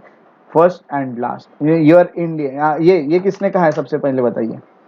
फर्स्टली एंड लास्टली, ऐसा कुछ कहा है ना, वी आर इंडियन, या फिर अम्बेडकर जी। है ना, डॉक्टर अम्बेडकर जो थे उन्होंने कहा है, डॉक्टर अम्बेडकर जी ने ये कहा है कि we are Indian firstly and lastly, हम पहले और आखिरी में इंडियन ही है, बाकी हम कुछ नहीं है, ये चीज है। और यही सिंगल सिटीजनशिप हमें दी है। अगर आप किसी और कंट्री की सिटीजनशिप लेके आए तो आपकी सिटीजनशिप इंडिया की गई, ये चीज हम सिटीजनशिप चैप्टर में भी पढ़ेंगे। हमारे यहाँ कोई इंडिपेंडेंट बॉडीज है जो इंडिपेंडेंटली काम करती है कोई चीजों पे। इलेक्शन कमीशन है जो इलेक्शन हमारे यहाँ कंडक्ट करती है, फ्री एंड फेयर इलेक्शन रखती है, किसी को इंडिपेंडेंटली, किसी के प्रेशर के बिना। कंट्रोलर एंड ऑडिटर जनरल है जो इंडिया में ऑडिट करते हैं कितना पैसा आया, कितना रिसिप्ट, कितना रेवेन्यू रिसिप्ट आया और कितना खर्चा हुआ, है ना। तो रिसिप्ट कितना हुआ और एक्सपेंडिचर यानी खर्चा कितना हुआ और जेब में कितना गया, है ना। बोले 1 करोड़ आया था ओके, इस बार आपके कंपनी में 1 करोड़ रुपए आया, ठीक है, गवर्नमेंट कंपनी है, इसकी बात कर रहे हैं हम, गवर्नमेंट कंपनी की। 1 करोड़ में से 50 लाख खर्चा हुआ, तो भाई साहब 50 लाख कहाँ गया ये हिसाब दो, या फिर इंक्वायरी बिठाओ अपने खिलाफ। ये काम है ऑडिट करने का, audit and control and auditor general का, वो भी इंडिपेंडेंटली काम करता है without any pressure. UPSC recommend करती है वो कैंडिडेट्स की लिस्ट जो सर्विसेज ज्वाइन करने वाली है without any pressure, that is why इसे इंडिपेंडेंट बॉडी कहा गया। एसपीएससी भी यही काम करती है, आपके जो भी स्टेट है उसकी पब्लिक सर्विस कमीशन होती है, वो भी इसी तरह इंडिपेंडेंटली काम करती है। इंडिपेंडेंटली काम करना यानी उनका सिक्योरिटी ऑफ टेन्योर है, उनको उस टेन्योर के पहले हटाने के लिए बहुत बड़ी है ना, बहुत चार्जेस और ये सब उन पे लगे हुए होने चाहिए, इजीली नहीं हटाया जा सकता, इसलिए तो बिना डरे काम कर रहे हैं। उनके सर्विस कंडीशन फिक्स है, उसको कम नहीं किया जा सकता। बोले सर्विस देते वक्त इसने मुझे बताया था कि आपको बंगलो दूंगा, 2 गाड़ियां दूंगा, और बाद में मैंने इसके खिलाफ काम करना शुरू कर दिया तो इसने बोला कि आज से तुझे ना गाड़ी मिलेगी ना बंगला मिलेगा रहने के लिए, जा अभी किराए के घर में रह।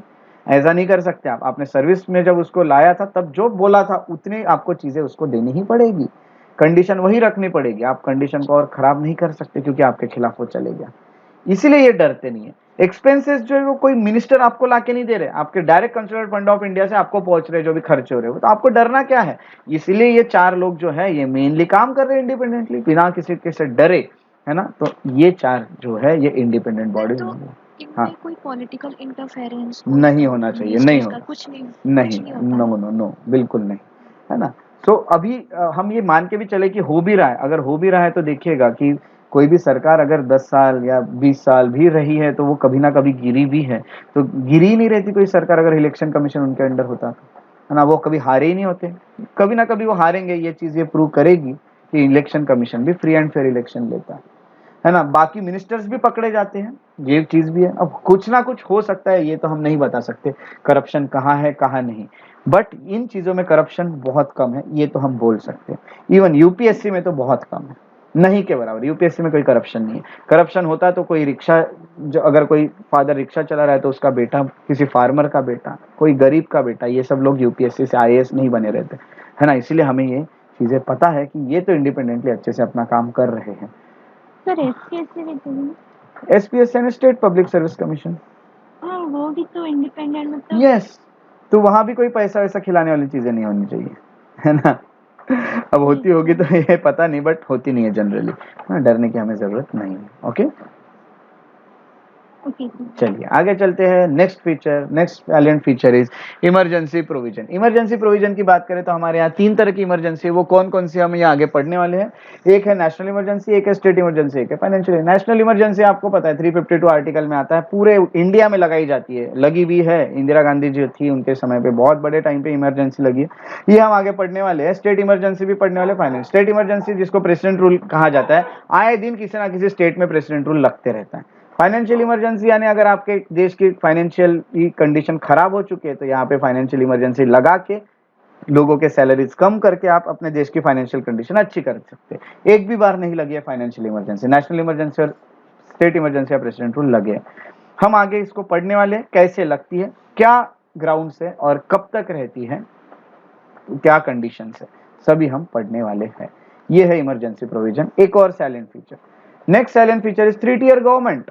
ओरिजिनली हमारे कॉन्स्टिट्यूशन में 3 टियर गवर्नमेंट नहीं थी, हमारे यहाँ ड्यूअल पॉलिटी थी जिसमें 2 ही सरकारें काम करती थी, एक स्टेट और एक सेंटर। आज हमारे यहाँ पे एक और है, वो कौन है, 3rd टियर। ये सबको कहा जाता है लोकल बॉडीज। लोकल बॉडीज में पंचायत आती है, म्यूनिसिपालिटीज आती है ना। अर्बन में अगर आते हैं तो म्यूनिसिपालिटी, अगर रूरल में जाते हैं तो पंचायत, ये दोनों काम कर रहे हैं, इसीलिए हमारे यहाँ लोकल बॉडीज भी है। तो 3 टियर हमने बनाया, इसके लिए हमने अमेंडमेंट किए। हमने 73rd और 74th अमेंडमेंट किया। 73rd अमेंडमेंट से हमने पंचायत डाला और 74th अमेंडमेंट से हमने म्यूनिसिपालिटी डाली, है ना। तो ये भी बहुत अलग से टॉपिक है जिसको स्टडी हमें करना होगा। तो 3 टियर सिस्टम ये चीजें हमें बताती हैं। Next is cooperative society. हमारे यहाँ पे cooperative society 97th constitutional amendment 2011 का जो एक्ट था उसने कोऑपरेटिव सोसाइटी वाला प्रोविजन हमारे कॉन्स्टिट्यूशन में डाला है।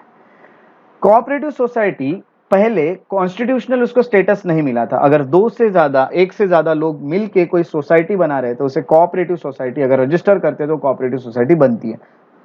कोऑपरेटिव सोसाइटी को आज कॉन्स्टिट्यूशनल स्टेटस दिया गया और प्रोटेक्शन भी दिया गया। पहले क्या होता था, लोग कोऑपरेटिव सोसाइटी बनाते थे, लोगों से पैसे लेते थे। अब कोऑपरेटिव सोसाइटी बनाने के बाद वो कोऑपरेटिव सोसाइटी जो है वो लोन भी देती है लोगों को, लोग अकाउंट्स खोल सकते हैं, जैसे बैंक में खोल सकते हैं। ये लोग क्या करते थे, लोगों के अकाउंट ओपन करा लेते थे, 2-3 लोगों को लोन दे देते थे और फिर भाग जाते थे बंद करा के, सबके पैसे लेके। ऐसा ना हो इसीलिए कॉन्स्टिट्यूशनल स्टेटस है, उनके लिए कुछ रूल्स है, कुछ रेगुलेशंस है, कुछ एक्ट उनके लिए बने हैं यहाँ पे। और इसीलिए आर्टिकल 19 जो है इसमें तो इसको डाला ही है कि आप बना सकते हैं कोऑपरेटिव सोसाइटी, आपका अधिकार है, फ्रीडम है आपको। डायरेक्टिव प्रिंसिपल भी डाला है कि प्रमोट करना चाहिए कोऑपरेटिव सोसाइटी। उसके साथ साथ पार्ट 9B भी डाला है जिसमें लिखा है कि कोऑपरेटिव सोसाइटी जो है ये कैसी रहेगी, क्या इलेक्शन होंगे इलेक्शन, उसकी कंडीशन क्या है, हर चीज यहाँ पे दी है और इसको हम डिटेल में पढ़ेंगे। कोऑपरेटिव सोसाइटी इतने साइलेंट फीचर्स। हाँ यस सर अमूल कंपनी जो है वो भी तो एक कोऑपरेटिव सोसाइटी का एग्जाम्पल हो सकता है ना? हाँ पहले, अभी तो अगर देखा गया तो अभी तो लिमिटेड कंपनी हो, बहुत बड़ी है ना, अभी तो वो लिमिटेड कंपनी है। स्टार्टिंग में हो सकता है बट कंपनी जब बढ़ते जाती है तो फिर उसको लिमिटेड कंपनी बना दिया जाता है ना। Excuse me, sir. हाँ क्राइटेरिया, हाँ Excuse me, sir. Yes yes sir एक क्वेश्चन है। हाँ सर लिमिटेड एंड कोऑपरेटिव में क्या डिफरेंस है? I'm so sorry, limited, sir मुझे नहीं क्लियर है। ओके लिमिटेड में क्या होता है कि गवर्नमेंट का जो होता है ना उसमें गवर्नमेंट के शेयर आ जाते हैं और गवर्नमेंट उसके जो एडमिनिस्ट्रेशन है और ये सब चीजों को गवर्नमेंट संभालती है, क्योंकि कोई कंपनी को हम गवर्नमेंट से बड़ा नहीं बनने दे सकते, क्योंकि ईस्ट इंडिया कंपनी का हमें बहुत बुरा एक्सपीरियंस है। प्राइवेट कंपनी अगर गवर्नमेंट से ऊपर चढ़ गई तो पूरे इंडिया पे रूल कर सकते हैं ना, तो ऐसे कंपनी को लिमिटेड बना देते हैं। फिर उसका एडमिनिस्ट्रेशन और काफी सारी चीजों में गवर्नमेंट का भी इंटरफेरेंस आ जाता है, वो लिमिटेड होती है। जो छोटी मोटी कंपनी होती है वो लिमिटेड नहीं होती, कोई प्राइवेट लिमिटेड है तो प्राइवेट है, लिमिटेड, यानी अगर देखा जाए तो दोनों का एक तरह से रोल है उसमें। बट जिसका टर्नओवर बहुत ज्यादा बढ़ने लगा तो उसको लिमिटेड कंपनी बना सकते हैं गवर्नमेंट, है ना, तो ये लिमिटेड होती है, तो उसमें गवर्नमेंट का भी शेयर ज्यादा होता है। Sir Okay, sir. 51 और Thank 49 you so share much, का sir. होता है। हाँ 51 अगर कोई यस हाँ कोई भी एग्जैक्टली, कंपनी का अगर 51 हाँ शेयर अगर है तो वो Thank you, sir. Yes you most welcome, है ना। तो शेयर, अब शेयर का बता दो, जैसे देखिए आईसीआईसीआई जो है, आईसीआईसीआई बैंक जो है इसमें गवर्नमेंट का शेयर नहीं है ऐसा नहीं है, बट शेयर है। बट जैसे कि हमें पता है अगर 51% से ज्यादा शेयर, यानी 50% से ज्यादा पकड़ लो, 50% से ज्यादा शेयर रहा यानी 51% शेयर गवर्नमेंट का आ जाता है तो वो बैंक गवर्नमेंट बैंक बन जाती है। जैसे एसबीआई में गवर्नमेंट का जो शेयर है वो 51% से ज्यादा है, इसीलिए एसबीआई जो है ये गवर्नमेंट बैंक है। ऐसे यहाँ पे चीजें है। वैसे ही जो लिमिटेड कंपनी होती है उसमें भी गवर्नमेंट का शेयर बढ़ने लगता है, गवर्नमेंट का इंटरफेरेंस बढ़ने लगता है, ऐसा होता है। ओके सो ऐसे सब चीजें। सो ये जो नीचे लिखा हुआ है यहाँ पे आर्टिकल 243 ZH, इसको क्या मतलब क्या है ये ZH, इसको क्या कैसे पढ़ेंगे? इसका आप क्लॉज पढ़ सकते हैं, क्लॉज जेड एच, ऐसा आर्टिकल 243 क्लॉज जेड एच ऐसा पढ़ सकते हैं। ओके हाँ, तो ये अमेंडमेंट हुए ना इसलिए जेड लगाया गया, जहां पे ये लग जाते हैं अमेंडमेंट होते हैं ना, तो जेड से उन्होंने शुरू किया, एच जेड एच के बाद क्या आता है, आई जेड आई जे के, ऐसे टी तक आए वो पूरे, इतने सारे अमेंडमेंट। मतलब Z दिखाता है अमेंडमेंट को? यस, कोई भी अल्फाबेट किसी के भी सामने आया तो अमेंडमेंट दिखाता है। 43B amendment, 51A amendment, alphabet amendment दिखाता है, ठीक है। यस, तो ये हो गया हमारा टॉपिक जो है साइलेंट फीचर। आपका क्वेश्चन है मेंस का, यहाँ पे लिखा है, वैसे तो आपको ये स्लाइड मिलेगी तो उसमें आपको क्वेश्चन दिख ही जाएगा, किसी को अभी से लिखना है इसको क्वेश्चन को तो आप वो नोट डाउन भी कर सकता है। Discuss the silent feature of Indian constitution, how Indian secularism is different from the concept of Western secularism, discuss in not more than 250 words। ठीक है, Okay, sir. Yes sir. चलिए क्विकली प्रियम्बल पढ़ लेते हैं, प्रियम्बल से ज्यादा question आते नहीं है। हाँ यस, बस सर एक रिक्वेस्ट है एक्चुअली आपसे। हाँ हाँ हाँ सर, अभी भी जो मेंस के क्वेश्चन देते हैं आप हम लोगों को मतलब राइट करने के लिए, तो सेकेंड डे आप 5 या 10 मिनट्स का टाइम निकाल कर हम लोगों को हाँ, वो मैंने बता स्टार्टिंग में सकते आज हैं कि मतलब लाइक स्टैंडर्ड आंसर क्या होना चाहिए। हम हाँ लोगों ने तो लिख कर आपको नहीं, भेज मैंने दिया। आज लेक्चर के स्टार्टिंग में वही बताया कि ये लेक्चर होने के बाद मैं आपको अभी आपको रिव्यू इसलिए नहीं दिया है क्योंकि मैं आपको ये बताने वाला हूँ कि आपको उसको लिखना कैसे है पहले, फिर मैं आपको उस पर रिव्यू दूंगा। ठीक है। हाँ, नहीं ईच एंड एवरी क्वेश्चन मतलब लाइक कल का जो क्वेश्चन था तो हाँ, हाँ। आज आपको एक स्टैंडर्ड आंसर क्या होना चाहिए हर एक मैं क्वेश्चन का हाँ, मैं 5 मिनट में बता सकते हैं हाँ, ना। मैं स्टैंडर्ड आंसर नहीं बताऊँगा, बट उसको लिखने का तरीका कैसा होना चाहिए वो बता, क्योंकि अगर मैं कोई चीज़ आपको बता दूँ कि इसको ऐसे ही लिखो, तो शायद आप उससे बेटर लिखने वाले भी उसी तरीके में जाएँगे। तो मैं हाँ, ये बताऊँगा। हाँ, नॉट एग्जैक्टली हाँ, लाइक मतलब each and yes, every word but एक पॉइंट ऑफ व्यू यस, एक यस, वो तो मैं बताने वाला हूँ। स्ट्रक्चर कैसे रहने वाला है वो मैं बताने वाला हूँ लेक्चर के बाद, okay? Okay thank you. Yes, yes, most welcome. चलिए, आगे चलते हैं, प्रिएम्बल को पढ़ते हैं। प्रिएम्बल जो है ये टॉपिक बहुत ज्यादा इस पे क्वेश्चन नहीं आते, जितने शॉर्ट में मैं बताऊंगा उतने शॉर्ट में याद रखें। प्रिएम्बल में हमें क्या करना है, कंसेप्ट क्लियर करना है बस। प्रिएम्बल ऐसा है कि देखिए, मैं प्रिएम्बल के बारे में आपको सबसे पहले बताता हूँ। सबसे पहले सब लोग एकदम एनर्जी के साथ बैठे हुए हैं, ये कंफर्म कराइएगा। और यस, है ना? हाँ, तो फिर मुझे और पढ़ाने में मजा आएगी। Very good. सो अब हम देखते हैं प्रिएम्बल। प्रिएम्बल क्या है? देखिए, ऐसा एक टॉपिक है प्रिएम्बल जो मुझे बचपन में बहुत सताता था। ये प्रिएम्बल क्या हो रहा है कि मैं कोई भी बुक खोल रहा हूँ पढ़ने के लिए, टेक्स्ट बुक, उसके पहले प्रिएम्बल लिखा जा रहा है। हर बार मुझे सताता था कि ये सोवरिन क्या है, सोशलिस्ट क्या है, सेक्युलर क्या है, डेमोक्रेटिक रिपब्लिक, ये लिखा क्या है। इवन ये सोवरिन को तो पढ़ना भी नहीं आता था बचपन में। सोवरिन सोवरिन क्या समझ नहीं रहा है, लिखा क्या है। टीचर के पास जाता हूँ पूछने, मैम मुझे प्रिएम्बल का मीनिंग बताओगे? टीचर कहती है देखो, आपका सिलेबस जो है चैप्टर 1 से आपको क्वेश्चन आने वाले, फालतू इधर उधर ध्यान दोगे तो एग्जाम में मार्क्स कम आएंगे। जितना है आपके सिलेबस में उतना चुपचाप पढ़ो अच्छे से और अच्छे मार्क्स लो। ये प्रिएम्बल क्या है, ये क्या, ये आपके एग्जाम में नहीं पूछने वाले हैं। अब मैं बोला यार ये तो मुझे पता ही नहीं क्या है। हर बच्चे का ये इशू रहा है। बचपन की किताबें हमारी चैप्टर नंबर 1 से शुरू होती थी, ना कि प्रिएम्बल से। आपको याद होगा, आपके बुक्स के पहले चैप्टर्स के पहले प्रिएम्बल लिखा जाता होगा, है ना? मेरा भी एक्सपीरियंस हाँ, मेरा भी एक्सपीरियंस सेम रहा आपके जैसा। सेम, यस, वही है। प्रिएम्बल का मीनिंग ही नहीं पता है। और हम आगे देखते हैं कि देखिए, अब मैं आपको प्रिएम्बल का असली चीज बताता हूँ। प्रिएम्बल क्या है? प्रिएम्बल एक ऐसी चीज है, कोई अगर बाहर के देश का व्यक्ति आके आपको पूछता है, अगर उसको सच में पॉलिटिकल साइंस का नॉलेज है, पॉलिटी का नॉलेज है, और वो पूछता है आपका देश कैसा है, तो उसको बोलना sir this is preamble, just read this, और ये हमारा देश है। ये कैसे आप बताओगे? देखो, हम ये सोचते हैं कि हमारा कॉन्स्टिट्यूशन है क्या, हमारा देश है कैसा, तो हमारा देश प्रिएम्बल है। प्रिएम्बल का टेक्स्ट पहले पढ़ते, देखिए क्या है। We the people of India having solemnly resolved to constitute India into sovereign socialist secular democratic republic। भारी वर्ड से समझ में नहीं आएगा बचपन में, है ना? तो सोवरिन है, सोशलिस्ट है, सेक्युलर है, डेमोक्रेटिक रिपब्लिक है, and to secure to all its citizen justice, liberty, equality, fraternity. Justice में भी सोशल जस्टिस, इकोनॉमिक जस्टिस और पॉलिटिकल जस्टिस। लिबर्टी में thought expression, belief, faith, worship का लिबर्टी। इक्वालिटी में status and of opportunity and to promote among them all. Fraternity में assuring dignity of individual and the unity and integrity of the nation. In our Constituent Assembly, this 26th day of November 1949, do hereby adopt, enact, and give to ourselves this Constitution. This is the preamble. पढ़ के कुछ नहीं समझेगा। जब मैं आपको इसका meaning समझाऊंगा तो आप ये पढ़ के किसी को भी इसका मीनिंग झटके में समझा सकते हैं। और हमें यही तो होना, हमें कोई भी अगर बच्चा मिलता है, वो अगर पूछता है कि भैया या दीदी या आंटी या अंकल, कोई भी पूछता है कि हमें ये बताइए कि ये जो लिखा है इसका मीनिंग क्या है, ये बात अलग है कि आप एकदम हाई लेवल से मत समझेगा उसको, उसके लेवल पे आके आप उसे समझाइए, वो समझेगा। और हर बच्चा जब जानेगा कि हमारा देश कैसा है प्रिएम्बल के चलते, तो कोई भी एक्सप्लेन कर पाएगा। तो हम इसे जानने की कोशिश करते हैं उसी तरीके से। सबसे पहले फर्स्ट लाइन में लिखा है people of India. People of India ये है सोर्स ऑफ अथॉरिटी, यानी ये प्रिएम्बल में जो ये लिखा है ना पहला सेंटेंस कि we the people of India, तो पीपल ऑफ इंडिया कौन है? जिन्होंने ये कॉन्स्टिट्यूशन प्रिएम्बल लिखा है, कॉन्स्टिट्यूशन लिखा है, वो है। क्योंकि हम देखते हैं कि ऐसा माना गया कि कॉन्स्टिट्यूएंट असेंबली में जो लोग आए थे वो इनडायरेक्टली भी इलेक्टेड भी होंगे, बट इलेक्टेड थे और इलेक्टेड लोगों ने ही ये चीजें लिखी थी। We the people of India having solemnly resolved to constitute India into a sovereign, socialist, secular, democratic republic. Sovereign, socialist, secular, democratic republic is a nature of state. India का nature है ये। Justice, liberty, equality, fraternity, ये जो चार चीजें हैं, ये हमारे ऑब्जेक्टिव्स है कॉन्स्टिट्यूशन के। हमने कॉन्स्टिट्यूशन इसीलिए लिखा है ताकि लोगों को ये चार चीजें तो भी मिले।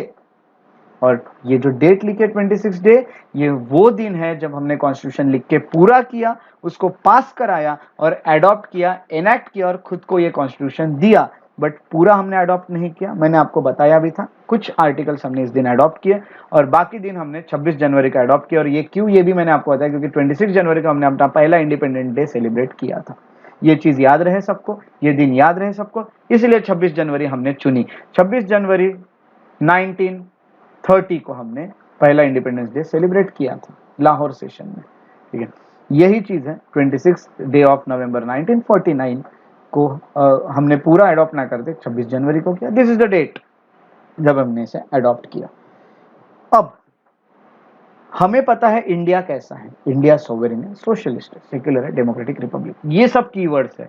तो कीवर्ड्स देखिए, ये कीवर्ड्स मैंने यहाँ लिखे हैं अलग से। उसके पहले आपको फैक्ट्स बता दूं। फैक्ट्स में आपको ये बता देता हूँ कि इंट्रोडक्शन जो है, ये प्रीएम्बल है क्या, ये प्रीफेस ऑफ कॉन्स्टिट्यूशन है। कॉन्स्टिट्यूशन है कैसा, वो पूरा प्रीफेस आपको दिखेगा प्रीएम्बल में। प्रीएम्बल से कोई बता सकता है कि हमारा कॉन्स्टिट्यूशन कैसा है।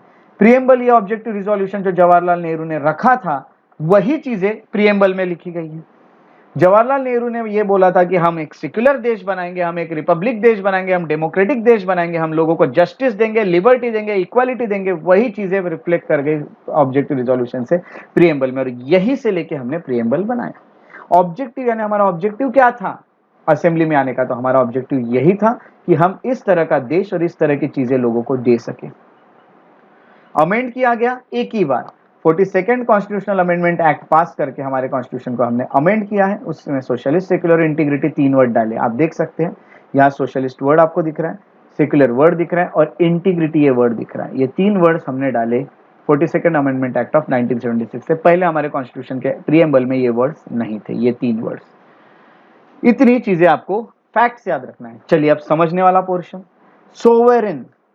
सबसे पहले देखते हैं सोवरेन क्या है।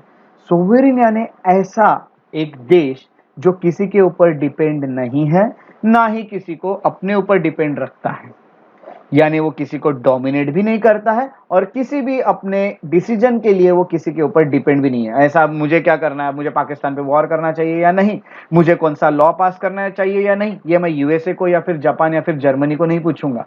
मैं अपने मन से अपने काम करूंगा। और ऐसा देश जो without any interference, without any outside pressure खुद के काम खुद करता है, उसे कहा जाता है सोवरेन। ठीक है, सोवरेन का मीनिंग सबको क्लियर? यस। तो हम कैसे देश है, we are free to conduct our external and internal affairs, ये चीजें हैं। ओके, ये हमें सोवरेन बनाता है। जो जो चीजें याद रखनी है वही मैं बता रहा हूँ। हाँ, जिस पे क्वेश्चन आते हैं, हमें बहुत सारी कुछ भी चीजें नहीं पढ़नी जिस पे क्वेश्चन नहीं आते, तो इतना याद रखिएगा। और ये चीज, हाँ, सबसे पहले जो जो चीजें ब्रिटिशर्स ने हमसे छीनी थी, सबसे पहले वही चीज को ऐड किया गया है। यस, सोवरेनिटी छीनी थी, हमने हमारे, हाँ, तो सबसे पहले इसलिए वो वर्ड भी डाला गया है। डाला गया, यस एग्जैक्टली, है ना। तो सोवरेन।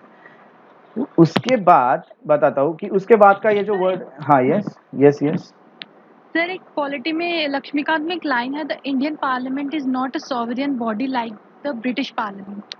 सर, इसका कुछ बस समझा दो। कौन से इसमें है वो? Sir, silent feature of the constitution में एक लाइन है, silent feature of parliamentary form of government में एक छोटा सा पैराग्राफ एंड में, उसमें एंड में छोटा सा, इन पार्लियामेंट्री सिस्टम में India, I am not getting your voice. और मुझे वो एक बार, हाँ, एक बार मुझे अगर वो लाइन दिख गई तो मैं उसे एक्सप्लेन करना चाहता हूँ। आप एग्जैक्टली क्या पूछना चाहते?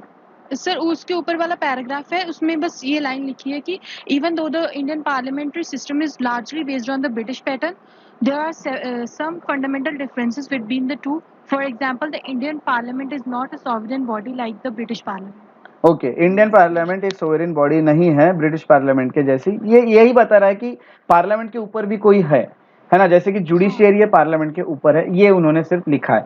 बाकी हमारे अंदर ही हम देखें तो हम सोवरेन है, बट जुडिशियरी सुप्रीम है। अगर जुडिशियरी की बात कर रहे हैं तो फिर हम ये कह सकते हैं कि पार्लियामेंट सोवरेन है, बट जुडिशियरी की बात नहीं कर रहे तो पार्लियामेंट के पास भी फिर सोवरेनिटी नहीं है। ओके, क्योंकि वो अपने मन से चीजें तो करेगा, बट जुडिशियरी उसमें इंटरफियर कर सकती है, इसीलिए ये कहा है ना, इंटरफियरेंस होगा जुडिशियरी का। ठीक है, सर ऐसा भी तो ये चीज़ समझ सकते हैं ना, लेक्स रेक्स, law is a king of king, यहाँ पे वही बात है शायद। हाँ बस ये लॉ, रूल ऑफ लॉ चलता है, लॉ के ऊपर पार्लियामेंट भी नहीं है। क्योंकि कुछ वही ना, लॉ सबसे ऊपर है, हाँ, रूल ऑफ लॉ है, बस ये आप कोई भी चीजों से उसे ये कर सकते हैं ना। रूल ऑफ लॉ कह दिया तो फिर तो कोई भी लॉ के ऊपर नहीं है, तो सोवेरिन बनना है तो लॉ को तो तोड़ के नहीं बन सकते है ना, तो इसलिए उन्होंने ये कहा है। और इंडिया रिपब्लिक भी है, वहां किंग या क्वीन जो है ना, ये पार्लियामेंट के ऊपर भी जा सकता है इंग्लैंड में, ये चीज याद रखिएगा, ये आपको पता है ना। अगर किंग या क्वीन रहे है ना, तो ठीक है, किंग या क्वीन बहुत ज्यादा सोवेरिन है, फिर भी एक चीज याद रखिएगा कि हम लॉ के ऊपर कोई भी नहीं है, किंग क्वीन भी हमारे यहाँ लॉ के ऊपर, हमारे किंग क्वीन ही नहीं है, प्रेसिडेंट लॉ के ऊपर नहीं है ना, तो इसलिए वो सोवेरिन उतनी नहीं है जितने हम, उतने सोवेरिन नहीं है जितने वो सोवेरिन है, उनके पास तो कॉन्स्टिट्यूशन भी रिटर्न नहीं है अपना, है ना, तो ऐसी चीज है। और सर एक कॉन्स्टिट्यूशनल एक्सपर्ट थे डी लॉल में, उन्होंने कहा था कि British parliament can do anything in the country except to convert a man into a woman और अ वुमन। यस, कुछ भी कर सकता है वो कुछ भी कर सकता है, पूरा सोवेरिन है, क्योंकि लॉ ही नहीं है उनके ऊपर, उनके पास रिटर्न कॉन्स्टिट्यूशन ही नहीं है, यही चीज है सबसे मेन, है ना, तो वो कुछ भी कर सकते हैं, they can do anything. Exactly, आपने जो कहा वो बराबर है। ऑलराइट, तो सोवेरिनिटी यहाँ पे सबको समझ गई।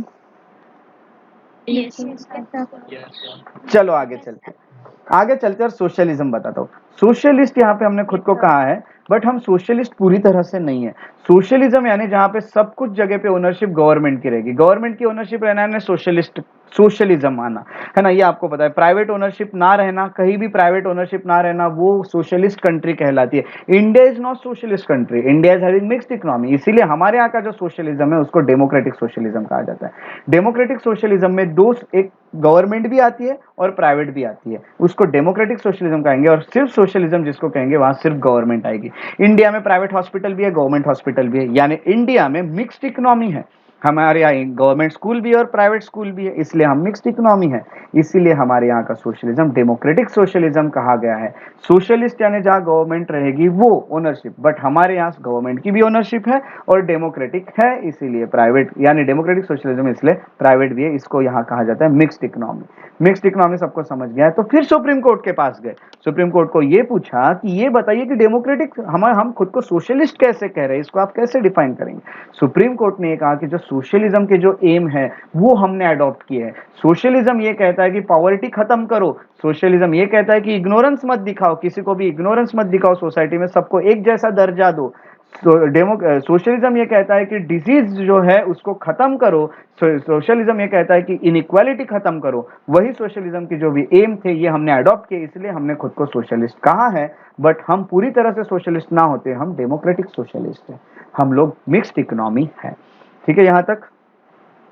सब ब्लेंड है ना, ब्लेंड, यस, मार्क्सिज्म और गांधी एंड सोशलिज्म। हाँ, तो मार्क्स कहते थे कि पूरी ओनरशिप गवर्नमेंट, बट गवर्नमेंट की ओनरशिप मार्क्स कहते थे, इसलिए हमने गवर्नमेंट की ओनरशिप पूरी नहीं थी, आधी थी, और गांधी कहते थे गरीबी खत्म करना है, इग्नोरेंस खत्म करना है, इसलिए ये चीज, यस, वेलफेयर स्टेट, तो ये दोनों का मिल के आया है।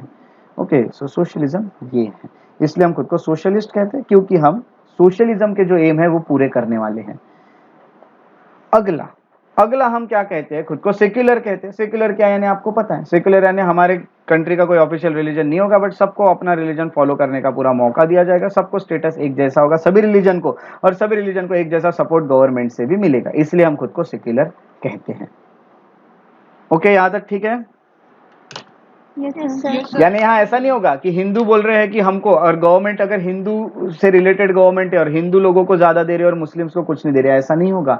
जो मुस्लिम को स्टेटस मिलेगा वही हिंदू को भी देगी गवर्नमेंट, ऐसा यहाँ पे करना पड़ेगा। ये है सेक्युलर की परिभाषा, ये है सेक्युलरिज्म। उसके बाद नेक्स्ट आता है डेमोक्रेटिक। हम डेमोक्रेटिक है, हम खुद को डेमोक्रेटिक कहते हैं क्योंकि डेमोक्रेसी यानी रूल ऑफ पीपल, लोगों का रूल, जिसे डेमोक्रेसी कहते हैं। हम रूल कैसे कर रहे हैं इस देश पे, हम अपने रिप्रेजेंटेटिव्स को चुन रहे हैं और वो इस देश पे रूल कर रहे हैं, यानी इनडायरेक्टली हम लोग रूल कर रहे हैं। तो दो तरह की डेमोक्रेसी होती है, डायरेक्ट एंड इनडायरेक्ट। अब अगर डेमोक्रेसी दो तरह की होती है, डायरेक्ट डेमोक्रेसी में लोग जो है वो डायरेक्टली रूल करते हैं। डायरेक्टली रूल कैसे किया जाता है, तो 4 डिवाइस है, referendum, initiative, recall, plebiscite. India is not direct democracy, India is indirect democracy, India is having indirect democracy. Direct democracy में कैसा होता है, देखिए, रेफरेंडम का अगर ये दिया है लोगों को, रेफरेंडम का क्या कहेंगे हम, सॉरी रेफरेंडम का पावर दिया है तो लोगों को रेफर किया जाता है। फॉर एग्जाम्पल मैं कोई लॉ बना रहा हूं तो मैं लोगों को रेफर करूंगा, लोगों को पूछूंगा ऐसा लॉ बनाओ या नहीं। अगर लोग वोट करते कि नहीं तो मैं ऐसा लॉ नहीं बनाऊंगा, ये होगा रेफरेंडम। इनिशिएटिव यानी लोगों में से कोई एक इनिशिएटिव लेके भी बोल सकता है कि इस देश में ऐसा ऐसा लॉ बनाइए, मैंने ये पूरा लॉ फ्रेम किया, ये पूरा लॉ बनाया, अगर गवर्नमेंट को, अगर लोगों को बाकी पसंद आए तो ये लॉ देश में बनना चाहिए, ऐसा इनिशिएटिव भी लोग ले सकते हैं। रिकॉल यानी जिसको आपने चुन के दिया है, जिस लीडर को आपने इलेक्ट किया है, अगर आपको लग रहा है कि अभी वो 5 साल तक उसको आप हटा नहीं सकते और वो अभी अच्छे से काम नहीं कर रहा है, अब उसका ये डर खत्म हो गया हटने का, क्योंकि उसको पता है 5 साल तक उसे कोई हटा नहीं सकता, तो लोगों को ये पावर देना कि आप 5 साल के पहले भी उसे वापस बुला सकते हो कि ये लीडर हमें नहीं होना, इसको हटा दो, इसको कहा जाता है रिकॉल। प्लेबिसाइट यानी जो पब्लिक इंपॉर्टेंस वाली चीजें, जैसा हमने ऐसा करना चाहिए या नहीं, वैसा करना चाहिए या नहीं, ये चीजें लोगों को पूछ के की जाएगी, उसे कहा जाता है प्लेबिसाइट। यानी आपका जो सिटी है, फॉर एग्जांपल मैं किसी सिटी में रह रहा हूं और मेरे स्टेट में कोई दूसरा स्टेट सेपरेट होके बन रहा है, तो मेरे यहाँ के लोगों को पूछा जाएगा कि आपकी इच्छा है कि आप वो स्टेट में जाए या आप इस स्टेट में रहना चाहते हैं, ये प्लेबिसाइट होता है। लॉ के लिए पूछना है रेफरेंडम और बाकी चीजों के लिए पूछना है प्लेबिसाइट। ये 4 चीजें समझ गए सबको, रेफरेंडम, इनिशिएटिव, रिकॉल और प्लेबिसाइट। ये तो आज आपको ये लिखना है अपने नोट्स में कि कौन सी ऐसी कंट्रीज है वर्ल्ड में जहां डायरेक्ट डेमोक्रेसी दी गई है। ऐसे 10 कंट्रीज के नाम आपको लिखना है, 5 to 10 कंट्रीज के नाम लिखना है जहां डायरेक्ट डेमोक्रेसी आज भी है।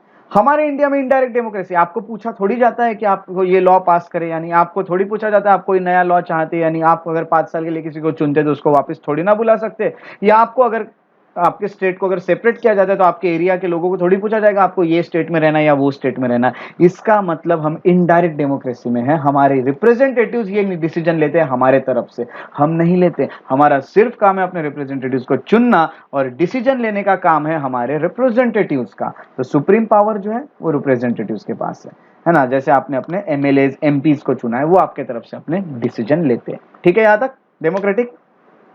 Yes sir. हाँ, यस। एक बार आप ये डायरेक्ट वाला पॉइंट फिर से बताना। हाँ, डायरेक्ट में लोगों के पास 4 पावर होते हैं, रेफरेंडम, इनिशिएटिव, रिकॉल और प्लेबिसाइट, है ना। रेफरेंडम यानी कोई भी लॉ बनाने के पहले गवर्नमेंट लोगों को पूछेगी कि ये लॉ बनाना चाहिए या नहीं। इनिशिएटिव यानी कोई भी लोग लॉ इनिशिएट करके खुद भी लॉ गवर्नमेंट को कुछ सजेस्ट कर सकते कि ऐसा लॉ बनाइए। रिकॉल यानी अपने जिसको इलेक्ट किया था उसको वापस, उसका टर्म खत्म होने के पहले वापस बुलाने का एक पावर। और प्लेबिसाइट यानी जो नॉर्मल जो चीजें हैं वो कैसी होगी, क्या होगी, वो आपसे पूछ के करेंगे, वो पावर। इसका मतलब लोग डायरेक्टली पार्टिसिपेट कर रहे हैं डेमोक्रेसी में, उससे डायरेक्ट डेमोक्रेसी कहते हैं। यहाँ डायरेक्ट पार्टिसिपेट हम नहीं कर रहे, हमारे रिप्रेजेंटेटिव्स पार्टिसिपेट कर रहे हैं। ठीक है, thank you sir. Yes, you most welcome. चलिए एक और पॉइंट देखते हैं, दैट इज रिपब्लिक। हम खुद को रिपब्लिक कहते हैं। रिपब्लिक का मीनिंग होता है, रिपब्लिक का मीनिंग ये है कि हमारे जो हेड ऑफ द स्टेट है, जो president, head of the state है, जिनको प्रेसिडेंट कहते हैं, वो इलेक्टेड है। जहाँ के इलेक्टेड होते हैं उनको रिपब्लिक कहते हैं, और जहाँ के head of the state hereditary होते हैं उनको मोनार्की कहते हैं। हम जो है वो रिपब्लिक है, यूएसए रिपब्लिक है, यूके मोनार्की है, इंडिया, यूके, यूएसए, ये सब रिपब्लिक है, क्योंकि हमारे हेड ऑफ द स्टेट जो प्रेसिडेंट है वो खुद इलेक्ट किए गए, उनका बेटा बनेगा ऐसा नहीं है ना, प्रेसिडेंट का बेटा प्रेसिडेंट बनेगा ऐसा रूल नहीं है हमारे यहाँ, इसलिए हम रिपब्लिक है। और हमने सबसे पहली बार नॉमिनेटेड है ना। हाँ, बट कोई भी हम लोगों में से ही है ना एक्चुअली, यानी किसी राजा के तो बेटे नहीं है, आप में से कोई भी कल प्रेसिडेंट बन सकता है। एपीजे अब्दुल कलाम जो थे उनको भी नहीं पता था बचपन में को प्रेसिडेंट बनेंगे, पर बने। कोई राजा महाराजा ना बनते हुए हम लोगों में से ही कोई एक, पब्लिक में से ही एक कोई प्रेसिडेंट बनेगा, हेड ऑफ द स्टेट बनेगा, ऐसे हम रिपब्लिक कहलाते हैं। और चुना हमने उनको इनडायरेक्टली है, बट जिनको हमने चुना उन्होंने उनको चुना, यानी इनडायरेक्टली हमने ही उनको चुना, ऐसा है। ठीक है, इसलिए हम खुद को कहते हैं रिपब्लिक। ठीक है, याद तक? Yes yes, this is the point. तो ये है हमारा नेचर। तो यहाँ पे देखा हमने क्या देखा, नेचर सोवेरिन है, सोशलिस्ट है, सेक्युलर है, डेमोक्रेटिक, रिपब्लिक है। अभी कोई पूछे तो क्यों सोवेरिन है, क्योंकि हमारे ऊपर किसी का प्रेशर नहीं है। क्यों सोशलिस्ट है, क्योंकि हम पॉवर्टी खत्म करेंगे, ये जो सोशलिज्म वाला एम है वो हम पूरा करने वाले। क्यों सेक्युलर हो आप, क्योंकि हमारे देश का कोई रिलीजन नहीं है और लोगों को यहाँ रिलीजन फॉलो करने का मौका मिला है। हम डेमोक्रेटिक क्यों है, क्योंकि हमारे यहाँ पे हम वोट करके लोगों को चुनते हैं और वो लोग देश चलाते हैं। कोई भी ऑटोक्रेसी यानी कोई भी अपने मन से उठ के आगे और देश चला रहा है, ऐसा नहीं होता है। हम रिपब्लिक क्यों है, क्योंकि क्योंकि हमारे हेड ऑफ द स्टेट जो प्रेसिडेंट है वो इलेक्टेड है, वो किसी राजा या महाराजा का बेटा या बेटी नहीं है। ये हमारी ये नेचर ऑफ द स्टेट है। समझ गए अभी आपको ये नेचर आपको समझ चुका है। तो हम थोड़ा सा आगे बढ़ने की कोशिश कर लेते हैं क्योंकि जल्दी खत्म हो जाता है। ठीक है, 5 मिनट्स मोर और हमारा ये टॉपिक खत्म। करें आगे? Yes sir. हाँ सर। चलो आगे बढ़ते हैं। Yes sir. Yes, thank you. So चलो आगे बढ़ते हैं और अब हम देखने वाले हैं जस्टिस। जस्टिस लिखा है, जस्टिस यानी न्याय मिलना। लोगों को हम क्या देने वाले हैं? लोगों को हम न्याय देने वाले। हमारा प्रियम्बल ये कहता है कि इकोनॉमिक, सोशल, पॉलिटिकल जस्टिस मिलेगा। सोशल जस्टिस यानी क्या? सोशल यानी सोसाइटी। सोसाइटी में सबको एक जैसा ट्रीट किया जाएगा, इस विदाउट किसी के साथ डिस्क्रिमिनेशन नहीं होगा। और ये हमने ऐसे राइट्स भी बनाए हैं, फंडामेंटल राइट, इसीलिए हम सोशल जस्टिस लोगों को दे रहे हैं, सोशल न्याय दे रहे हैं। इकोनॉमिक न्याय कैसे दे रहे हैं? हम हर इंसान की जो बेसिक नीड्स है वो पूरी कर सके, इसीलिए उसको हर जगह उन सबको इक्वल अपॉर्चुनिटी देंगे कि आप भी पैसे कमाओ, आप भी कमाओ, आप सबको, अगर गवर्नमेंट की कोई जगह निकली है तो आप सबको वहां पे अधिकार है कि आप वो जगह को फिलअप करें, उस फॉर्म को, और आप भी इस जो इकोनॉमी है उसको, आप खुद की इकोनॉमिक कंडीशन है उसको सुधारें। एटलीस्ट आपकी बेसिक नीड पूरी होगी, इतना तो आपको मिलेगा सबको। ये हम ट्राई कर रहे हैं। तो हम सबको न्याय देना चाहते हैं, इकोनॉमिक न्याय भी। हम लोगों को पॉलिटिकल जस्टिस देना चाहते हैं। कैसे? तो पॉलिटिकली मुझे कैसे जस्टिस मिला है कि मैं वोट करके अपने रिप्रेजेंटेटिव को चुन सकता हूं, मैं इलेक्शन में खुद खड़ा रह सकता हूं, मैं पब्लिक ऑफिस को होल्ड कर सकता हूं, एक आईएएस बन के, एक आईएफएस बन के, आईपीएस बन के, कुछ भी बन के मैं पब्लिक ऑफिसेस में भी जा सकता हूं। ये है मेरी पॉलिटिकल जस्टिस। 3 जस्टिस, 3 न्याय मिलते हैं। सोशल जो सोसाइटी से जुड़ा है, इकोनॉमिक यानी जो बेसिक नीड्स से जुड़ा है, पॉलिटिकल यानी जो आपको पॉलिटिकल वाली चीजों से जुड़ा है, वोट करना, इलेक्शन लड़ना या पब्लिक ऑफिसेस में जाना। ठीक है, समझ गए जस्टिस? सिंपल है ना, इट इज सिंपल। चलिए नेक्स्ट इज लिबर्टी। लिबर्टी यानी फ्रीडम, हमारा फेवरेट। लिबर्टी, मुझे ये करने की स्वतंत्र है, मुझे ये करने का आजादी है, वो करने की, ये है आपकी लिबर्टी। प्रियम्बल कहता है आपको सोचने का अधिकार है, आप जो चाहे वो सोच सकते हो। आप किसको मानना है, किस पे विश्वास रखना है, बिलीव कौन सी चीज को बिलीव करना है, किस पे आपको विश्वास रखना है, ये आप खुद सोच सकते हो। जो मैं बोल रहा हूं आपको मानना है या नहीं, आपके ऊपर है। इसके लिए आपको कोई फोर्स नहीं करेगा कि आप ऐसा ही करो। ये है लिबर्टी। आप किसको पूजना है उसको आप पूजा कर सकते हो। आप अपने घर में चाहे किसकी भी मूर्ति रखो, उसकी पूजा करो। आपको मस्जिद में जाना है तो मस्जिद में जाओ, मंदिर में जाना है तो मंदिर में जाओ। मंदिर में जाते वक्त आपको कोई आई कार्ड नहीं मांगेगा कि आप कौन से रिलीजन के हो, आप मंदिर में आ रहे हो, क्योंकि आपको वर्शिप करने की भी लिबर्टी है। आप अपने माता पिता की पूजा कर सकते हो, आप किसी भी भगवान की पूजा कर सकते हो। ये अधिकार देना, ये हमको मिला है हमारे कॉन्स्टिट्यूशन से, इसीलिए हमने लिबर्टी दी है। ये भी एक ऑब्जेक्टिव है ना, बराबर? यस, आपको जो लग रहा है आप सोच सकते हैं, मैं थोड़ी ना आपको रोकूंगा कि आप ऐसा मत कीजिए, है ना। तो ये है लिबर्टी। लिबर्टी के बाद आते हैं इक्वालिटी। इक्वालिटी यानी सबको इक्वली ट्रीट किया जाएगा without any special privileges. Special privileges यानी किसी को भी एक्स्ट्रा के कोई स्पेशल अधिकार नहीं होंगे। जितने भी लोग हैं, चाहे वो अंबानी रहे चाहे हम रहे, हम कितना भी डिफरेंस रहे उनमें और हमने, बट मैं भी एक सिटीजन हूं और वो भी एक सिटीजन है। जितने राइट्स मेरे पास है उतने राइट्स अंबानी के पास भी है, मेरे से ज्यादा राइट्स उनके पास नहीं है। इसलिए ज्यादा के राइट्स किसी को ना होना, दैट इज इक्वालिटी। जैसा मैं अगर कोई क्राइम करता हूं, जैसा मुझे ट्रीट किया जाएगा कोर्ट में, वैसा ही अंबानी को भी ट्रीट किया जाएगा कोर्ट में। जो सजा मुझे सुनाई जाएगी वही उनको भी सुनाई जाएगी। यही तो इक्वालिटी है। और हमें किसी में भी डिस्क्रिमिनेशन नहीं करना है कि ये रिलीजन का है तो इसको इतनी सजा, ये इस कास्ट का है तो इसको इतनी सजा, ये गरीब है तो इसको इतनी सजा, ये रिच है तो उसको इतनी सजा। ऐसा नहीं है। इसलिए हमारे यहाँ इक्वालिटी है। इक्वालिटी यानी समानता, बस। Last is fraternity. हाँ, yes. Liberty conceived by the Parliament, preamble of fundamental right, is not absolute but qualified. हाँ, तो यहाँ पे उन्होंने ये बोला है कि एब्सोल्यूट नहीं, यानी जो चाहे वो नहीं कर सकते आप, उस पर कुछ रेस्ट्रिक्शन है, उसको क्वालिफाइड कहा जाता है। जिन चीज़ों पे रेस्ट्रिक्शन, देखिए मेरे पास लिबर्टी, इसका मतलब ये नहीं कि मैं दूसरों की इंसल्ट करते हुए घूमूं, किसी को भी मारते हुए घूमूं, किसी को भी हर्ट करते हुए घूमूं। ये कुछ रेस्ट्रिक्शन और भी रेस्ट्रिक्शन डाले, वो हम कहाँ पढ़ेंगे? तो राइट टू फ्रीडम में पढ़ेंगे। आर्टिकल 19 में हम ये पढ़ेंगे कि कौन कौन से रेस्ट्रिक्शन है। ठीक है, हाँ, वो क्वालिफाइड यानी विथ रेस्ट्रिक्शन। एब्सोल्यूट यानी पूरा फ्रीडम, वैसे के वैसा, जैसा लगता है वैसा करो, है ना। तो इक्वालिटी भी हम पढ़ने वाले आर्टिकल 14 टू आर्टिकल 18 में, है ना। उसके बाद आते हैं अमेंडेबिलिटी, आखिरी आज का टॉपिक है amendability of preamble. Amendability of preamble यानी हमारा जो प्रीएम्बल है ये अमेंड हो सकता है या नहीं, ये क्वेश्चन सबसे पहली बार अरोज हुआ जब केशवानंद भारती केस हुई। केशवानंद भारती 1973 में केस हुई जिसमें ये पूछा गया कि क्या हम प्रीएम्बल को अमेंड कर सकते हैं। सुप्रीम कोर्ट ने ये बोला कि यस, हम पार्लियामेंट को अमेंड कर सकते हैं, बट उसके बेसिक फीचर है ना, तो condition that no amendment shall be done in basic feature. जैसे सेक्युलरिज्म है, हमने सेक्युलरिज्म को हटा दिया और सेक्युलरिज्म के लिए सामने लिख दिया कोई भी रिलीजन का नाम और बोल दिया हमारा ये कंट्री है। डेमोक्रेसी की जगह हमने ऑटोक्रेसी को अमेंड करके कर दिया, ये आप नहीं कर सकते। आप अच्छी अच्छी चीजें डाल के उसको अमेंड कर सकते हैं, ये सुप्रीम कोर्ट ने बताया है। सो प्रीएम्बल जो है ये अमेंड हो सकता है और एक बार अमेंड भी हुआ है, और कॉन्स्टिट्यूशनल अमेंडमेंट एक्ट 1976 का इसमें इसको अमेंड करके 3 वर्ड्स डाले गए। एक बार बता दीजिए वो वर्ड्स कौन से थे 3, और फिर हम परफेक्ट। तो चलिए सेक्युलर और इंटीग्रिटी, ये 3 वर्ड थे, है ना। अब एक बार आपको आखिरी पॉइंट बता दूं कि यूनिटी और इंटीग्रिटी का मीनिंग क्या है। यहाँ पे यूनिटी और इंटीग्रिटी 2 चीजें लिखी थी, है ना। यूनिटी और इंटीग्रिटी क्या होती है? यूनिटी यानी अलग अलग रिलीजन के लोगों में एकता होना, अलग अलग विभिन्न लोगों में भिन्नता यानी एक एकता होना, उसे कहेंगे हम यूनिटी। इंटीग्रिटी यानी अलग अलग पार्ट के लोग खुद को एक मानना, हम एक देश का हिस्सा है ये मानना, वो होती है इंटीग्रिटी। मैं ये इंटीग्रिटी वाली फीलिंग मुझे ज्यादातर देता है सिंगल सिटीजनशिप, क्योंकि मेरे पास महाराष्ट्रियन होने की या फिर मध्य प्रदेश का होने की, यूपी का होने की सिटीजनशिप नहीं है, सिर्फ इंडियन, और ये बनाती है इंटीग्रिटी। इंटीग्रिटी यानी एक देश का हिस्सा है ये समझ के चलना, और यूनिटी यानी हम सब एक है, एकता के साथ चलना, है ना। मैं इस रिलीजन का हूं, मैं उस रिलीजन का हूं, ये ज्यादा नहीं करना। तो क्लियर हुआ यूनिटी और इंटीग्रिटी, एकता और एकात्मता। हाँ, yes Yes, sir. Then we can say preamble can be amendment. Amended, yes, preamble can be amended, है ना। प्रीएम्बल कैन बी अमेंड यानी अमेंडमेंट कर सकते हैं। In preamble we can do amendments but without disturbing its basic structure, Basics. है ना। तो ये जो है ना, ये बेसिक स्ट्रक्चर, इसको डिस्टर्ब नहीं करना है ये चीजों, है ना। तो इसमें और कुछ ऐड करना है तो कर सकते हैं आप, अच्छी चीज है। हाँ, basic structure is defined nowhere in the constitution. Basic structure क्या होगा जिसमें आप चेंजेस नहीं कर सकते, ये सुप्रीम कोर्ट अपने एक एक डिसीजन से बताता है। फॉर एग्जांपल गवर्नमेंट ने किसी चीज, अब इतने जितने डिसीजन आए उससे एक लिस्ट बन चुकी है बेसिक स्ट्रक्चर की, बट कॉन्स्टिट्यूशन में कहीं नहीं लिखी थी।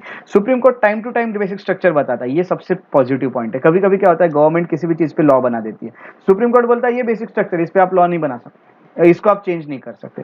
गवर्नमेंट ये भी नहीं बोल सकती कहीं लिखा नहीं है, क्योंकि सुप्रीम कोर्ट ने बोला है कहीं लिखा नहीं है, ये हम डिसाइड करेंगे कौन सा बेसिक स्ट्रक्चर है, ठीक है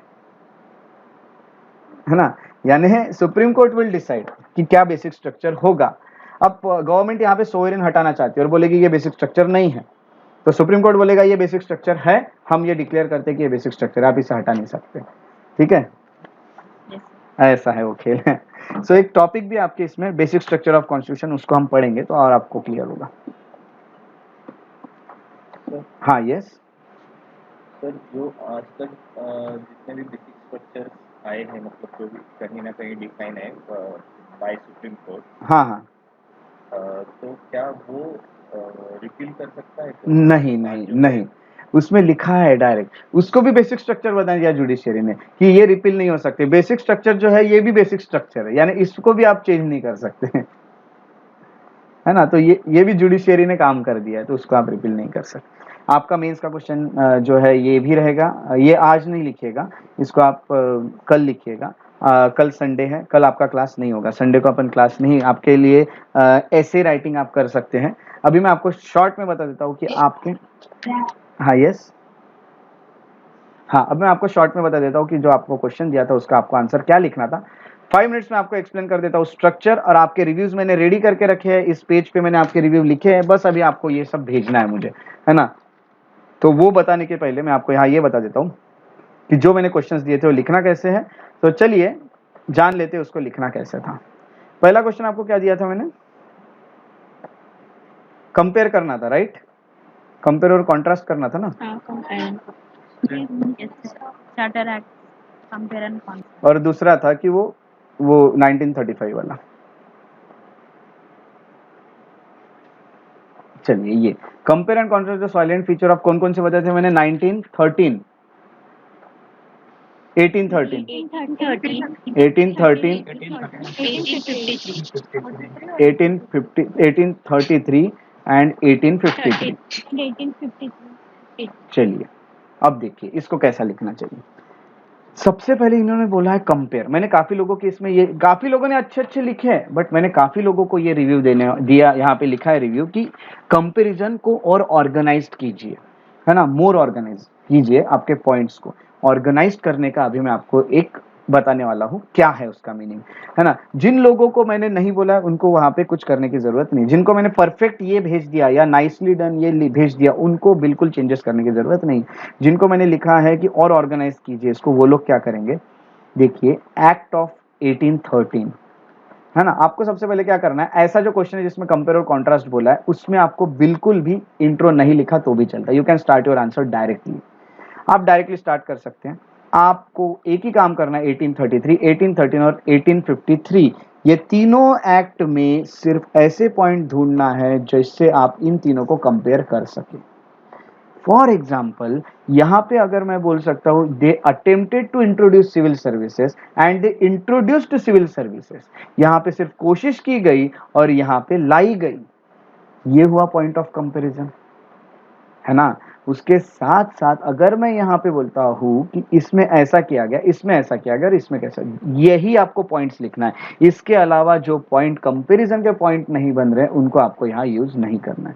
जनरली यूपीएससी आपको दो ही चीजों में कंपैरिजन पूछती है। मैंने इसका टफनेस बढ़ाने के लिए मैंने तीनों में कंपैरिजन पूछ लिया।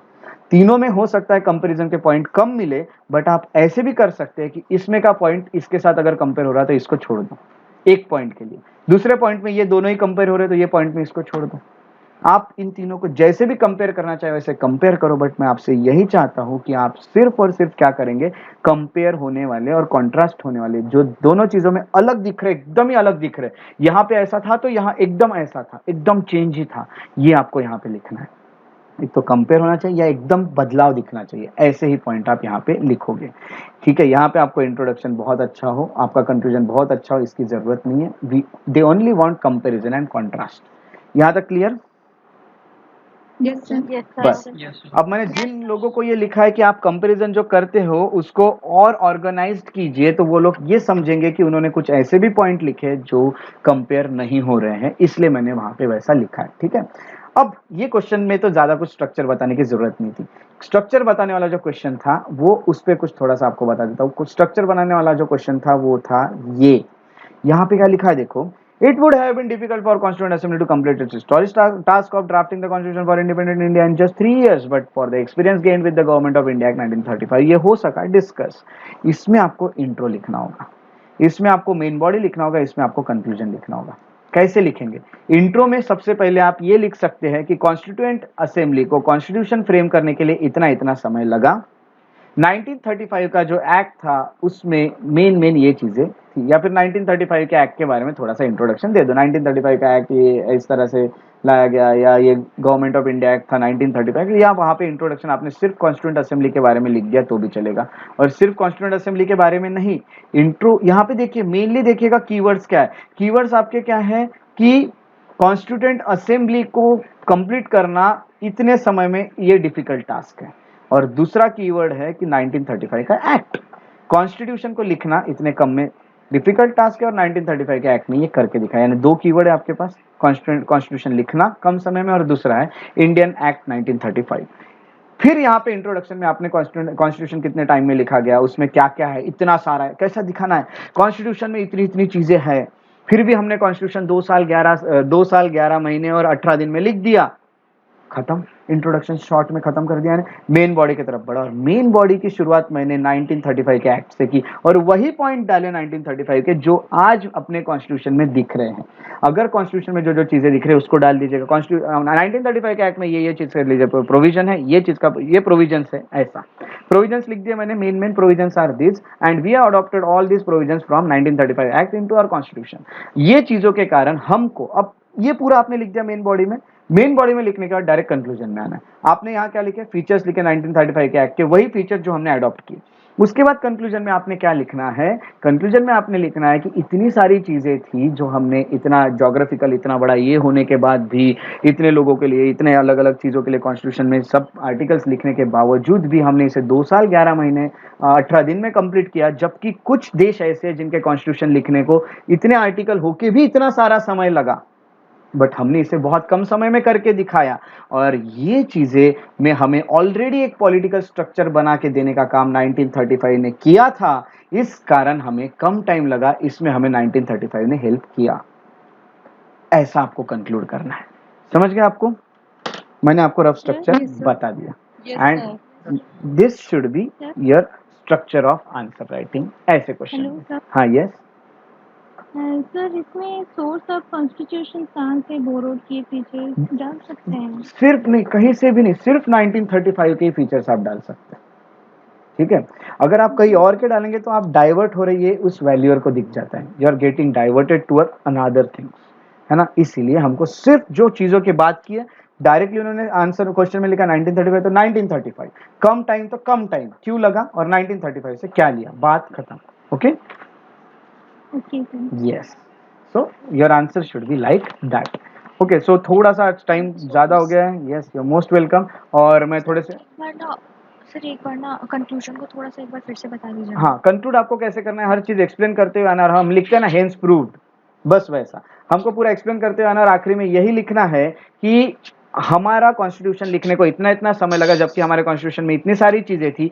कुछ देश के एक एग्जांपल लिख देना कि ये देश का लिखने को इतना समय लगा, जबकि इसमें इतनी ही चीजें थी, फिर भी हमने बहुत फास्ट लिखा। और ये चीजें लिखने को हमारा सबसे बड़ा सपोर्ट था वो 1935 के एक्ट ने हमें सपोर्ट किया, क्योंकि इसने हमें ऑलरेडी एक पॉलिटिकल स्ट्रक्चर बना के दिया था, जिसके चलते, ये एक्सपीरियंस के चलते हमने ये चीजें इजीली और कभी काफी क्विकली लिख सके as compare to other countries. बस खत्म।